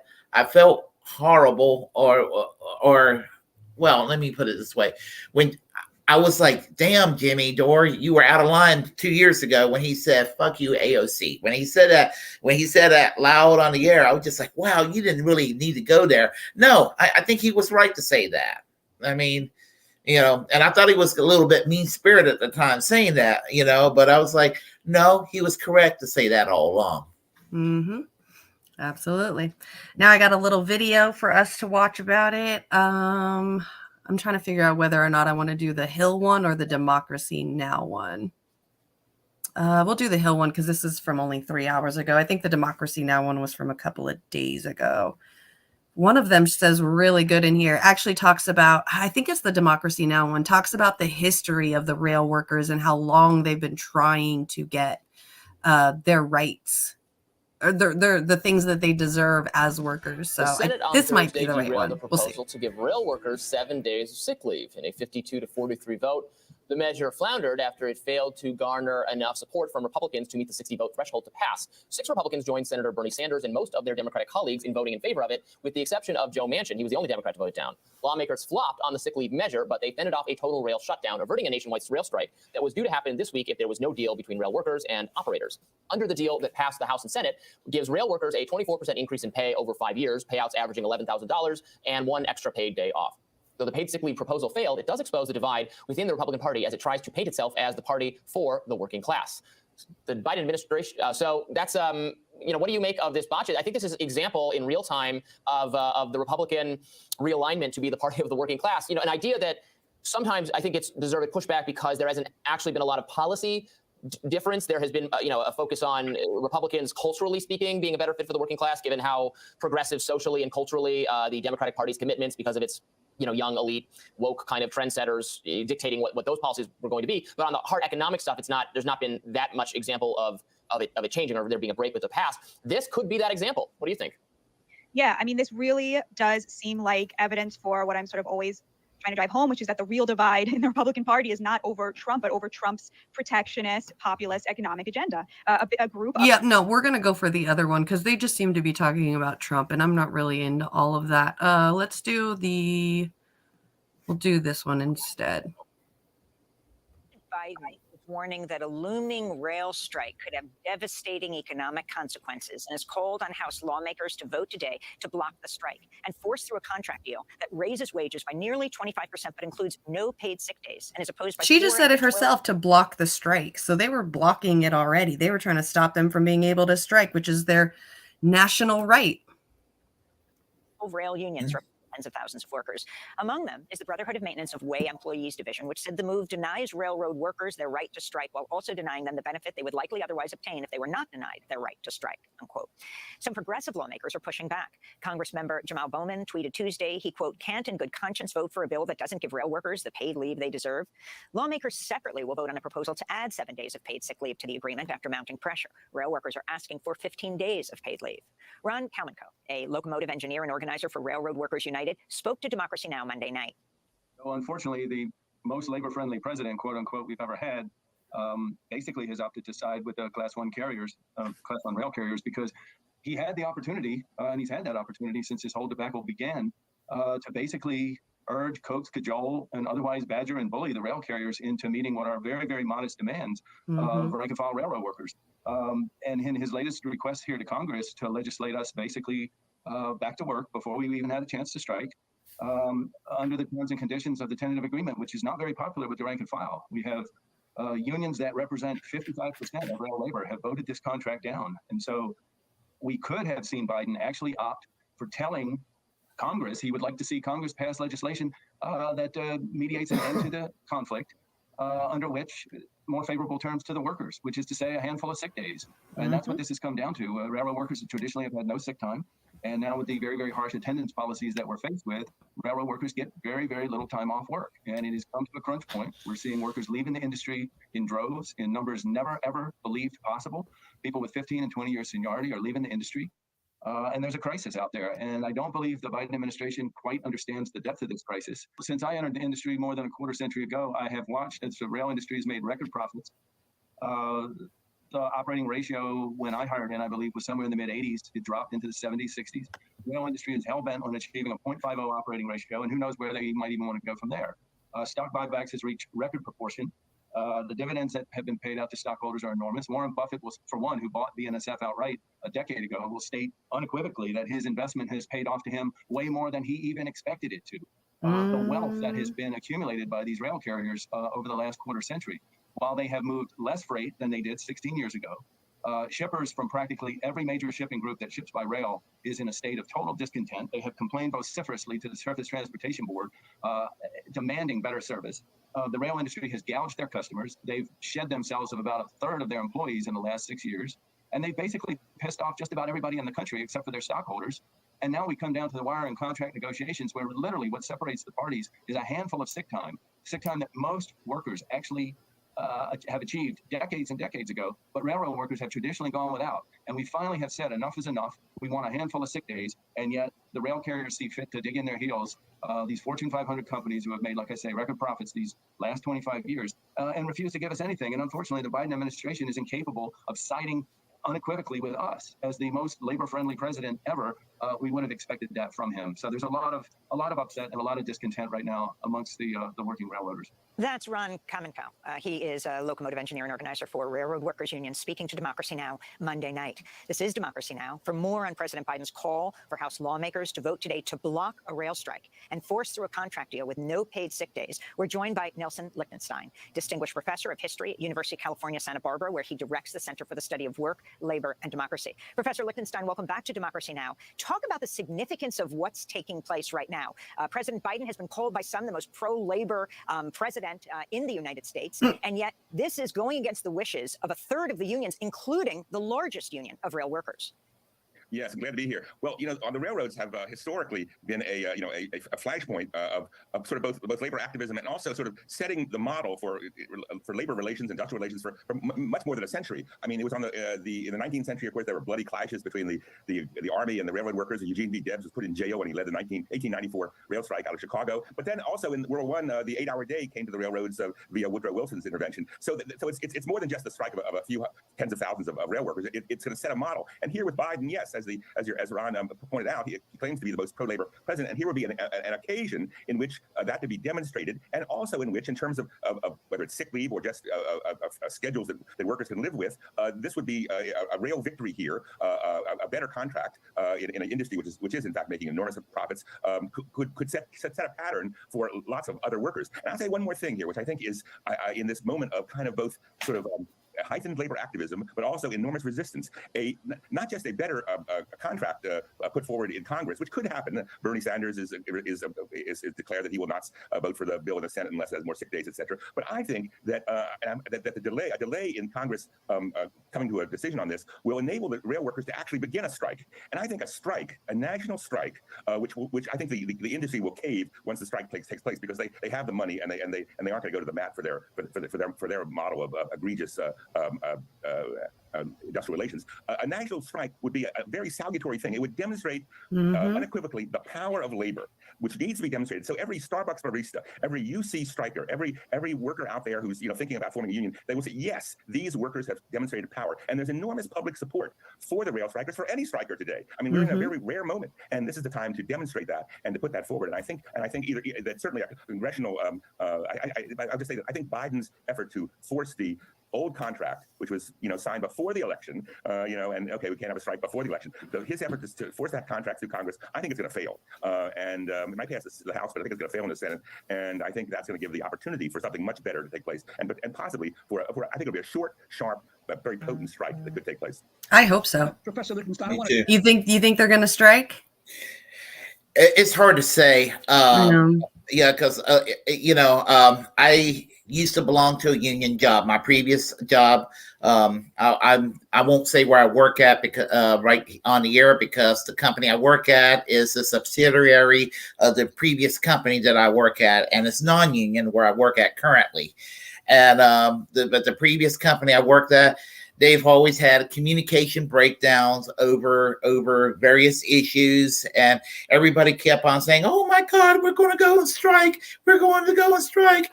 I'm like, "Come on, y'all! Y'all from North Carolina, you're not going to go on strike." I knew they weren't going to go on strike, and going on strike would have been the proper thing to do, but they never did go on strike. And usually, the union always did capitulate, because it's the labor movement is that weak in the United States. I mean, the private sector is 6% of the workforce right now. And it's like 4 or 5% of the government sector in the United States is, we're about 12% of the workforce is unionized in the United States. We're probably the lowest in the industrialized world. It used to be a lot. Unfortunately, I don't think I'm going to be very surprised if there is a walkout. I want it to be, but I will be pleasantly surprised if there is a general strike or anything that looks like it taking place.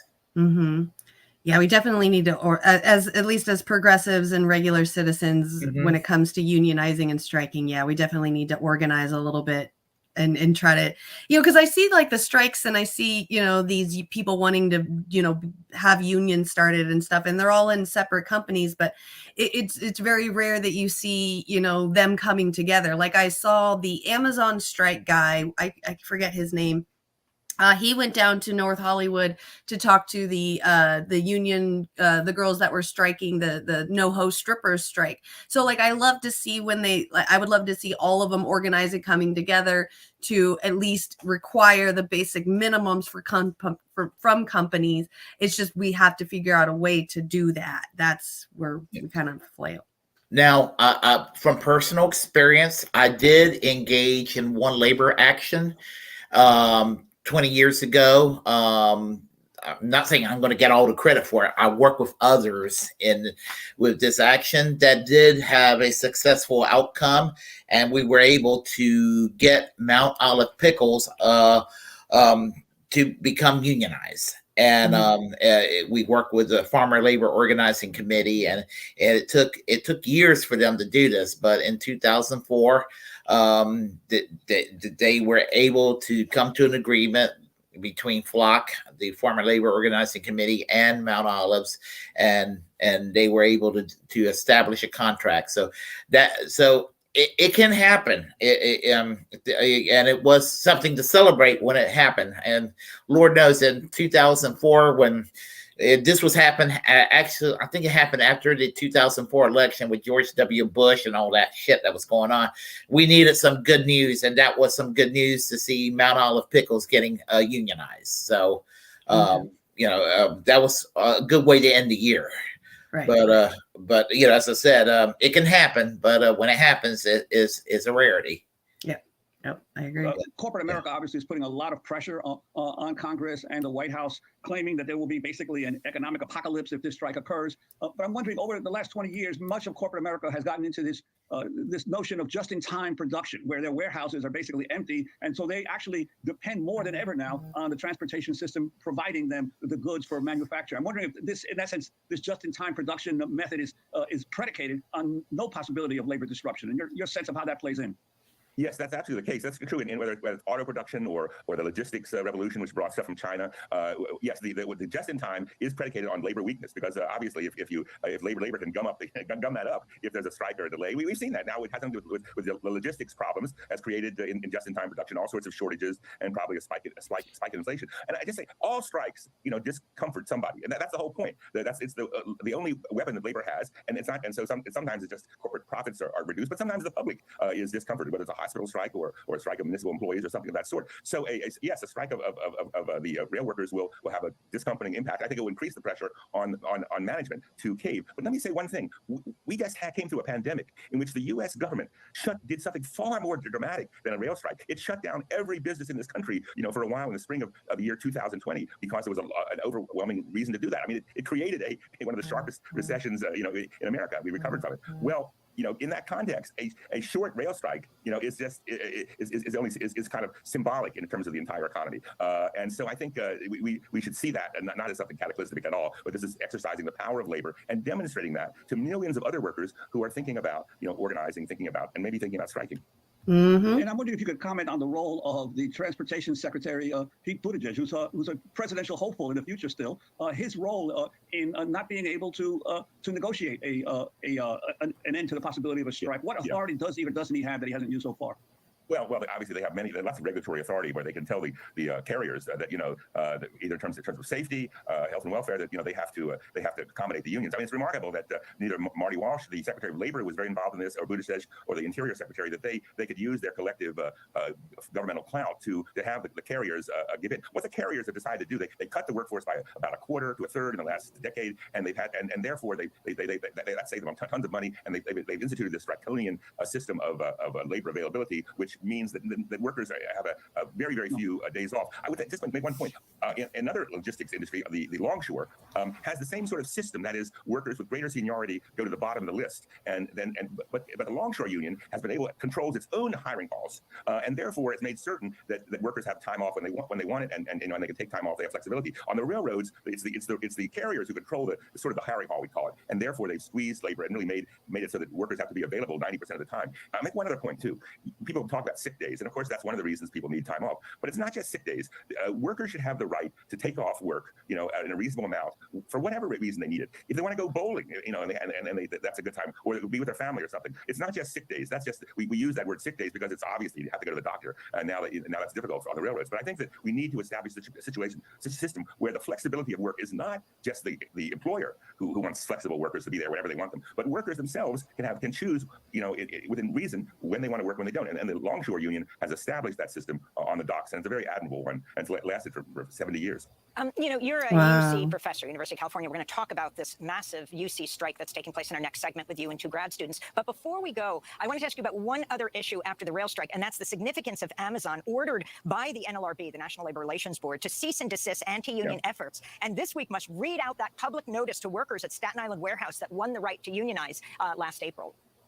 Well, yeah, of course, that's important, and the NLRB is getting much more aggressive under their new general counsel, and they're, and I think that was a nationwide, not just applying to Staten Island, but nationwide. And Amazon has been violating the law, and they have to read out a statement saying that workers have rights and they can't be retaliated against. But I make this point. I mean, that's important, but that's not decisive. What would be decisive, and it could take place, is a linkage between federal antitrust activities under Lena Khan at the Federal Trade Commission and the NLRB, and they are talking to each other. That's an unprecedented thing that the antitrust people in the Biden administration who are very pro-labor and the NLRB people are talking to each other. And what needs to happen with Amazon and these other tech companies who are anti-union is the threat and the redefinition of antitrust as not just having to do with prices, but having to do with labor relations and wages, and a threat to Amazon's business model. That is, unless you fire your anti-union law firms and have an actually neutral workplace where workers can vote to be in a union, your business model is going to be threatened, and your acquisitions are going to be threatened in the future. And that, I think that threat is on the horizon. And I think it's an innovation that's very important in terms of revitalizing the labor law and the clout behind the labor law, which has been missing for many, many decades. Well, Professor Nelson. Wow. Now I didn't even hear that part. That's absolutely amazing, because when you think about antitrust, I've talked with Sherry, who's in the comment section, about antitrust a lot of times. And usually when you talk about antitrust, it's usually, where does the money go? Who's making the money? Where is the money going to? But adding labor into that, of unions and labor laws and labor rights and human rights into the antitrust discussion, I think actually that would probably be a really genius turn of events to get people what they want. At least that's the first solution I've heard that could possibly pass. Yeah, I'm inclined to agree, and as I said, I just hope that this hope everything can work out. Just one more labor struggle that fails in this country is what we don't need happening. Right. Everything's just been such a letdown since Reagan busted the air traffic controller since 1981. So it's been going downhill since then.